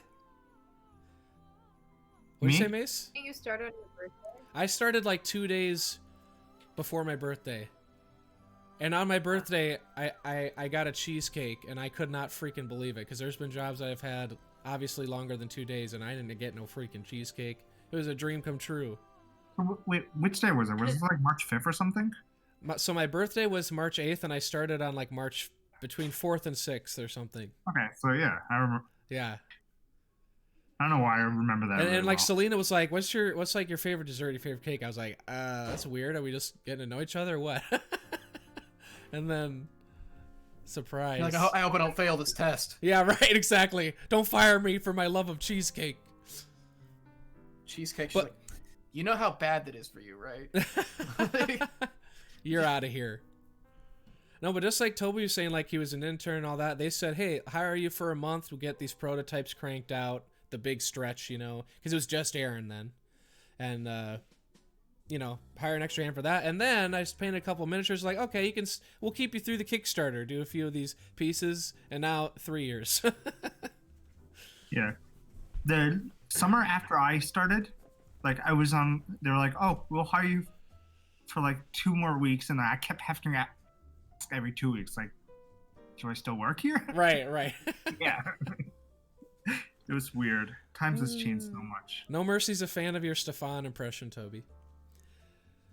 Did I do an impression? Well, just when you were like, we'll pay you.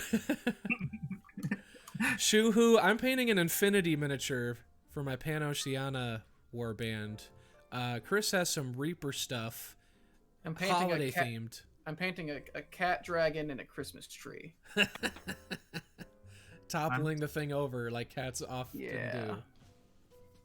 And Toby's painting one of his first miniatures. It's the DF Minotaur, and it looks freaking awesome.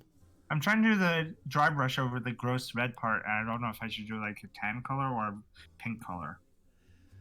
Yeah, you could do both. I think I went from pink to tan on some of that.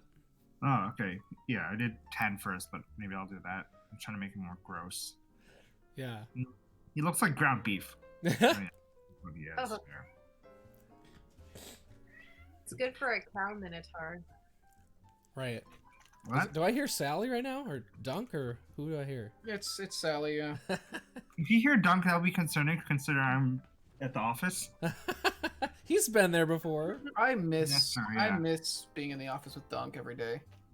Yeah, I'll bring him back again. It's just like, oh, he was too small then, so I was a little bit worried about him like going around. But I think he's fine with like.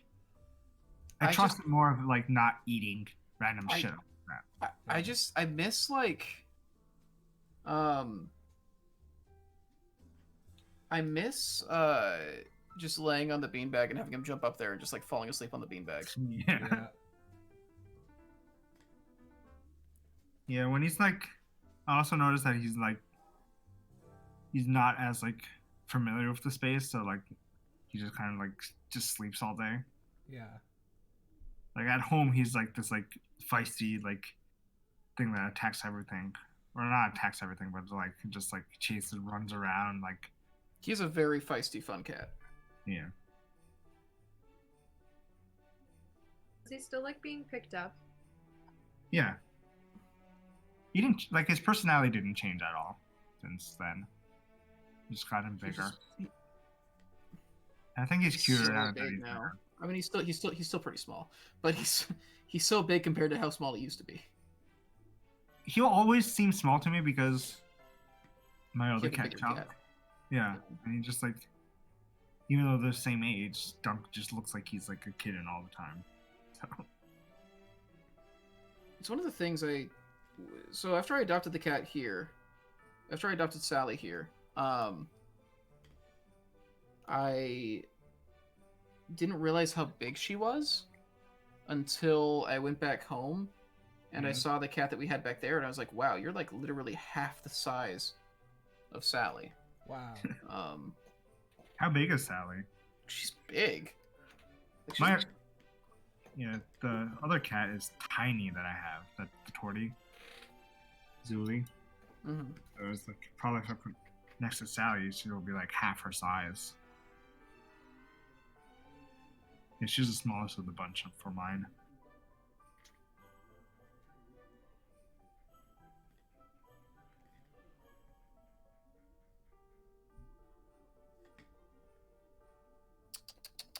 There she is.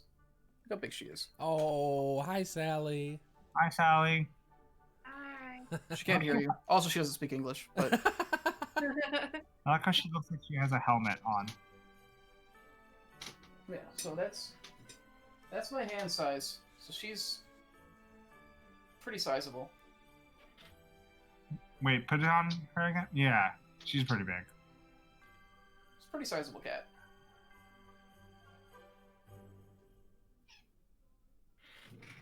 So yeah.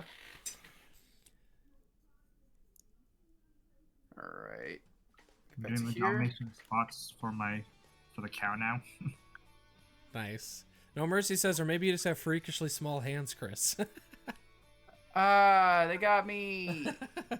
Outed. My puppy's unusually calm and sleepy because he's been hanging with his dog cousins, and they are cray. It is funny how they just, like, will have days worth of naps after interaction. I'm reminded what a good boy is when I watch the dog cousins, yeah. It's funny. It's funny how, yeah, you're with your pets so much, and sometimes you forget. They're all unique.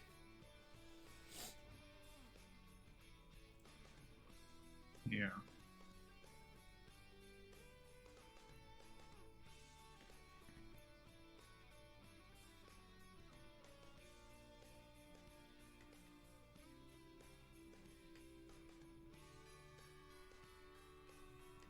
Look at this.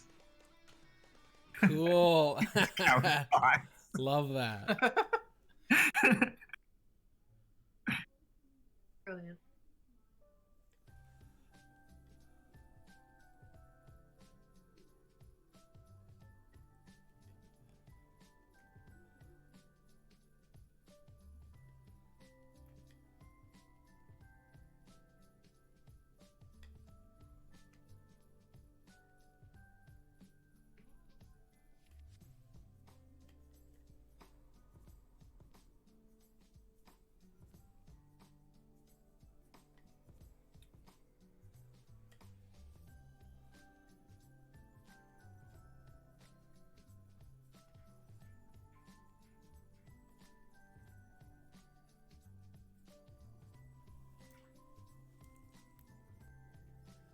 This guy has an extra gun I didn't even know about. Story of my life. Is that a gun? That's or unfortunate.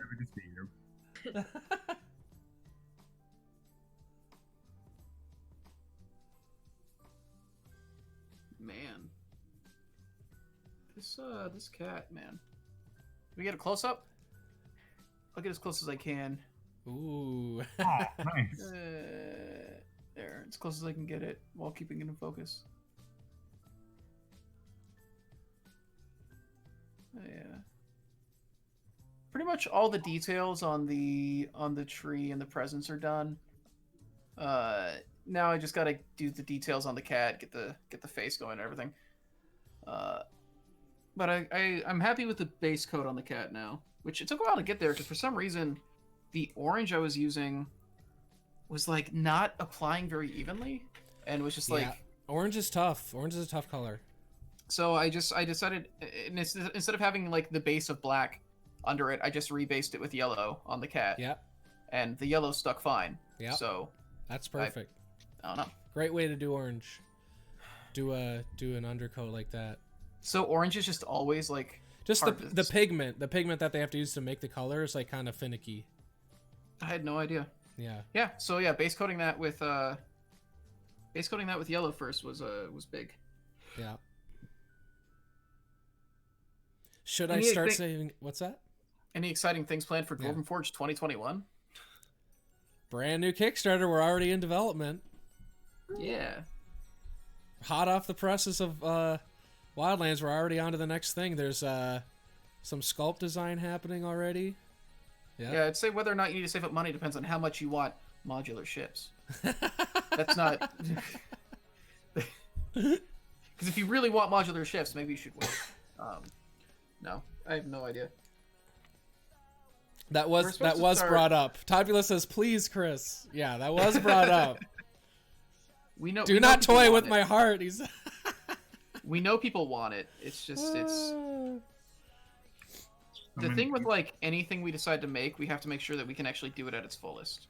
Yeah. Otherwise, then we got to go back to it later, and then it's like you just wasted our time, like. Right. The first time around. Yeah, and if it's like a sub theme, like the big question becomes like, can we do it in little amount of pieces, and then that probably like takes away from it, and then just right. Which is another thing is like when it comes to doing cities specifically, there's so many things that people want to see. Yeah. It's like a thing of like we could spend several Kickstarters just doing cities. So we need to pick which ones we think we can do to their fullest right now, and focus on doing those, and then we can get to the other ones later. My pup is snoring very loudly right now. I freaking love your pup. I see him on Instagram all the time.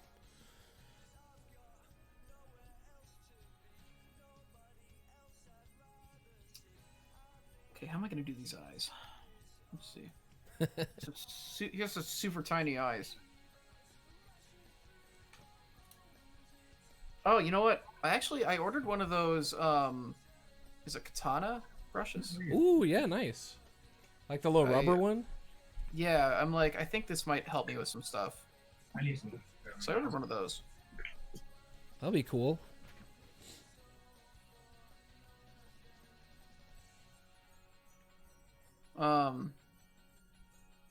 So our plan is to start showing some stuff. It's something Nate said on the Anvil last week. Plan is to start talking about the KS8 process and potentially getting into beans and stuff at the end of January, depending on where things are. We're still like at the very early decision process and all that. Wow, yeah, that's a early look. That'd be cool though. Well, it's because we actually, I don't know. He liked the way that our transparency went for Wildlands, and this time like we actually have the Twitch set up from the beginning. It's the whole thing of like, okay, so can we like, is this a thing that we can do from very early on and all that jazz? Why am I trying to do eye veins on the tendrils? I'm just, you can't see it well, but I'm trying to paint it with a toothpick. I have no idea what I should do that, or not. But oh yeah, toothpicks are clutch. The little yellow dots on the sorrow nest I used with the end of a mechanical pencil. Nice.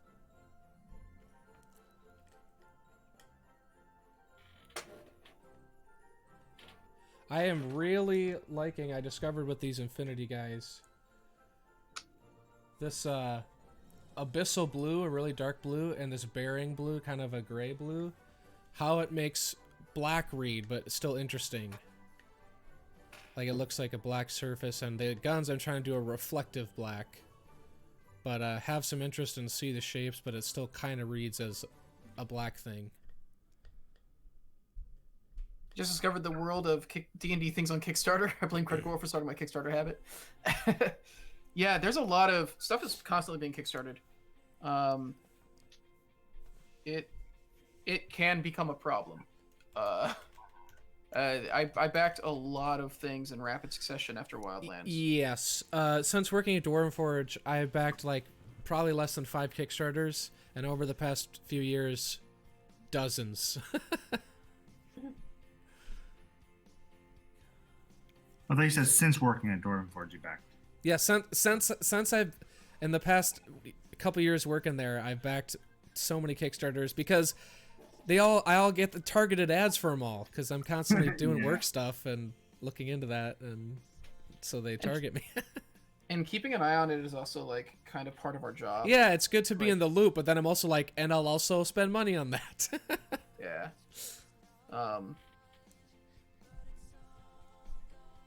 Man, I backed so many things. I backed that Blood and Plunder. Oh, that is one I talked myself out of, but I was really interested. I got the set for 2, so I'm getting 2 boats and a bunch of soldiers and sailors, and I'm excited about it. But man, it was a pretty big buy. Yeah. So I can mix this tone right. I want to do a darker dry brush for one of these details. See if I can pull this off.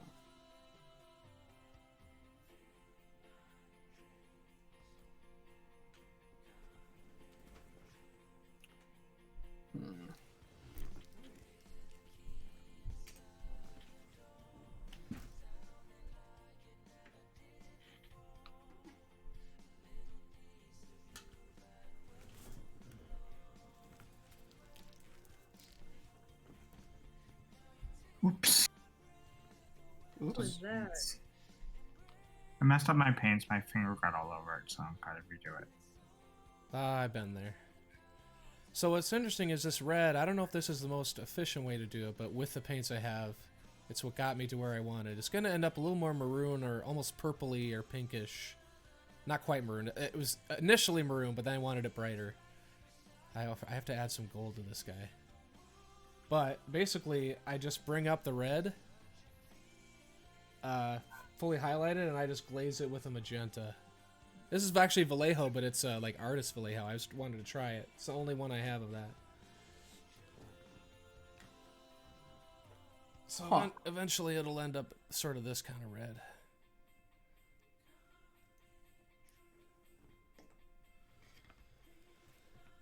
Interesting.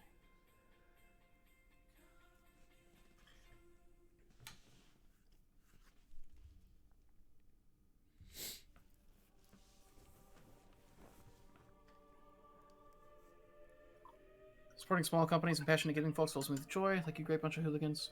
We appreciate it. If the rest of the scale blues is missing. Oh wow, the chat started popping off.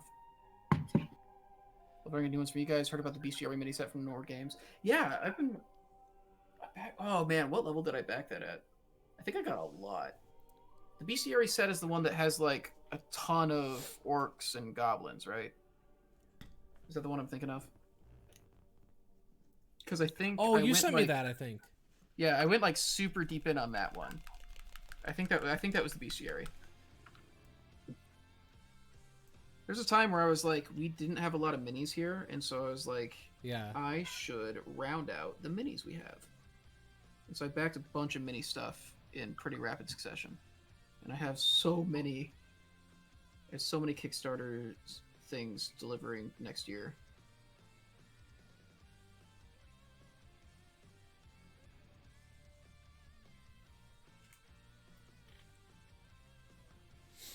That's paint right. This like a, yeah, like a, I got a lot of that coming. Paint this kind of like a visor, glassy blue.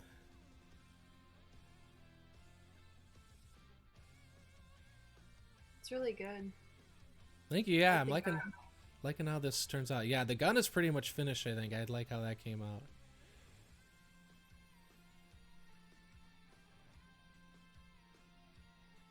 It kind of looks like a fox or like an animal of some sort. Yeah, he's got like that angular sort of face. Yeah.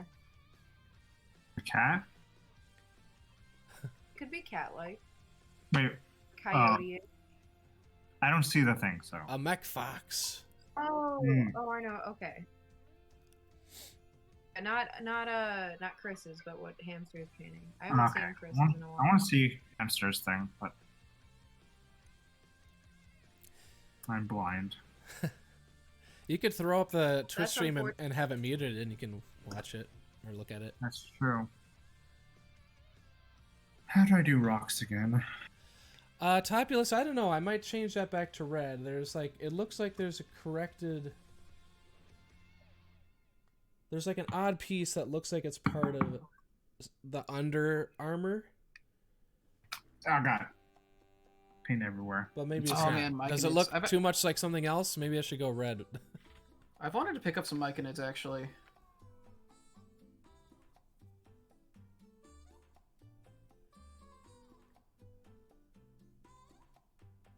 Where did you get your myconids? I know Reaper has some. I don't own any of those. Remember we were scrambling to get them for your thing. Right, I'm saying Topulus is saying he's right nice. Now. Yeah, we had them send some for the Lillard game, and then they wouldn't deliver it, and they wouldn't let me pick it up because they're like, "Well, you're not Nate." And it's like, dude, I'm trying to get some plastic toys. Right. And they were like super high. Yeah, they required like all sorts of identification and stuff for me to be able to pick up the minis. So we had to come up with that other solution. Right. That was fun, actually. You know, I know it was some stressful hours for you, but just hanging and snacking and painting those was a good evening. Yeah, I genuinely enjoyed that, and that's the thing is like I don't mind doing long hour days when it's something I enjoy. Yeah. Like, no, that was the thing. Like, you, me, and Mace like sitting there and like speed painting all the stuff that we needed for all the stuff we needed for that game was like a lot of fun. Yeah. True.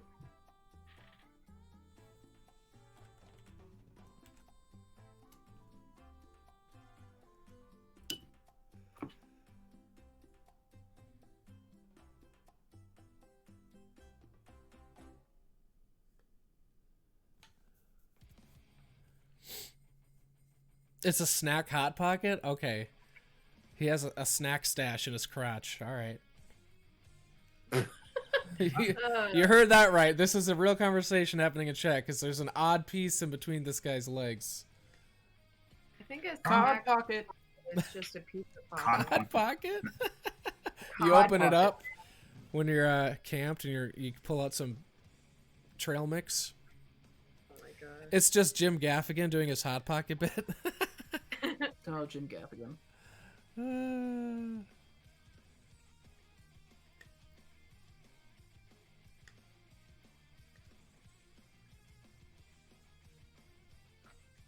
Man, that man's entire career really ended up boiling down to just that one gag, Yeah. which is unfortunate. He has a lot more to offer than that. Yeah, but He will forever just be the hot pocket guy. yeah.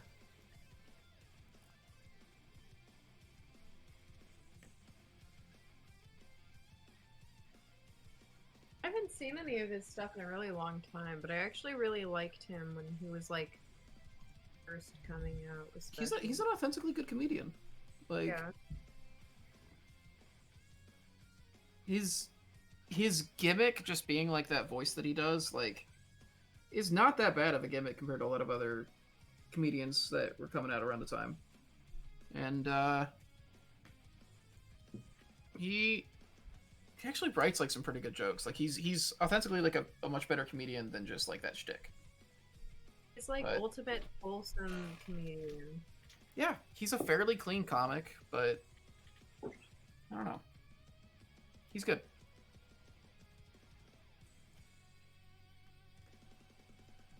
So for Christmas, I bought myself tickets to one of those virtual stand-up things or whatever, and that's what I was doing today at 3.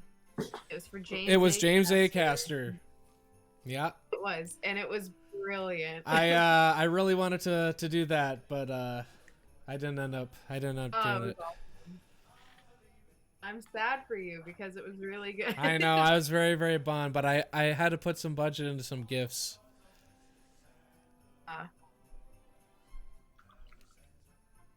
Like his bit parts of movies, like Away We Go. Yeah, he's like a decent actor too. Like he has a couple acting roles, and he actually does pretty good in them. Like it's you don't get that like here's a comedian trying to act human like vibe that you get from some comedians when they try to act.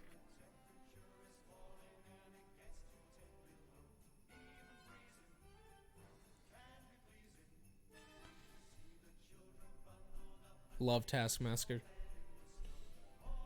Me too. Perfect TV. Still need to buy gifts. Oh, one thing also that he went into during his stand-up today was he actually did go over the Mr. Bean and his girlfriend thing. Really? Really? Yeah, and it was really funny and really tasteful. Oh, and that he guy? was being very kind about it. Yeah. Yeah, it was funny. I'm sure it's gonna come out as a special at some point, so. Yeah, that's what I figured. I'll see it. I haven't seen What I Lie to You, actually. I've seen that a little bit, not as much as Taskmaster, but also good. Oh, What I Lied to You is a really good panel show. I have to. Oh wait, maybe I have. Is that when they stand up and they are given like a premise and they have to have like a story based on it, like a joke Yeah. based on it? Yeah. Okay, I've seen a little bit of that. Time to go make chili cheese dogs for the hubby's dinner. You mean So, pork and chili sandwiches or tacos? Is that, nope. What I Lie to You is a show I got recommended a lot after I made that Whose Line video. Oh yeah. They're saying like if you like these things about Whose Line, you should check out these panel shows. And What I Lie to You is like the one that by far got recommended the most. Yeah. It was great hanging out, y'all. I'll tell Santa I hope the hamster hobby hangouts continue in 2021, especially when I have 100 minis to paint. Thank you so much for being here and participating in the chat. It's been really fun to have you. I love this stream, in part because I also have hundreds of minis to paint, but it turned out to be a really cool, really fun crew to hang with and a cool chat to hang with. Yeah, we've developed a little community here, and it's been nice. Yeah. Like, everybody talks about, like, On the Anvil or whatever, but, like, honestly, the Hobby Hang crew is the superior Dwarven Forge viewing audience. It's a special breed. It's only a select few can Actually, I was. Uh-oh. only a select few can say they've been to all the hobby hangs. You know? Right.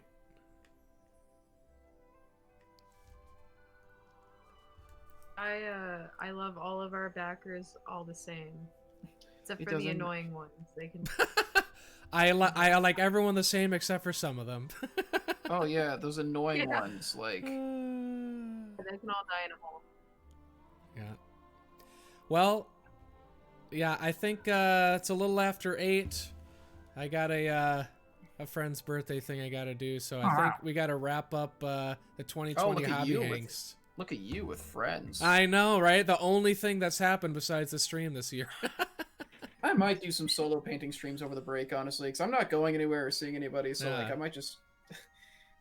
For I'm gonna have sure. something- maybe I'll paint my hellscape over Christmas. Yeah. That seems Man. fitting enough. Well, I kind of did a sign off when AJ was out of here, but again, like, this has been so fun. I always look forward to it. It doesn't feel like work. It's like, all right, hobby hang night. Can you believe we get paid for this? Toby, super glad you made it on, man. I'm I want glad. to be here more. Well, I was gonna say it made me feel good that you were interested at all. So this Yeah. is I've this been is it. watching for a This is while. it, man. We just hang out like in chat. Yeah, So I'm down if- to come to join more. yeah, You can be on pretty much whenever you want. whenever honestly. you want. Anyone, every Thursday, someone wants Yeah. to come on. So Nice.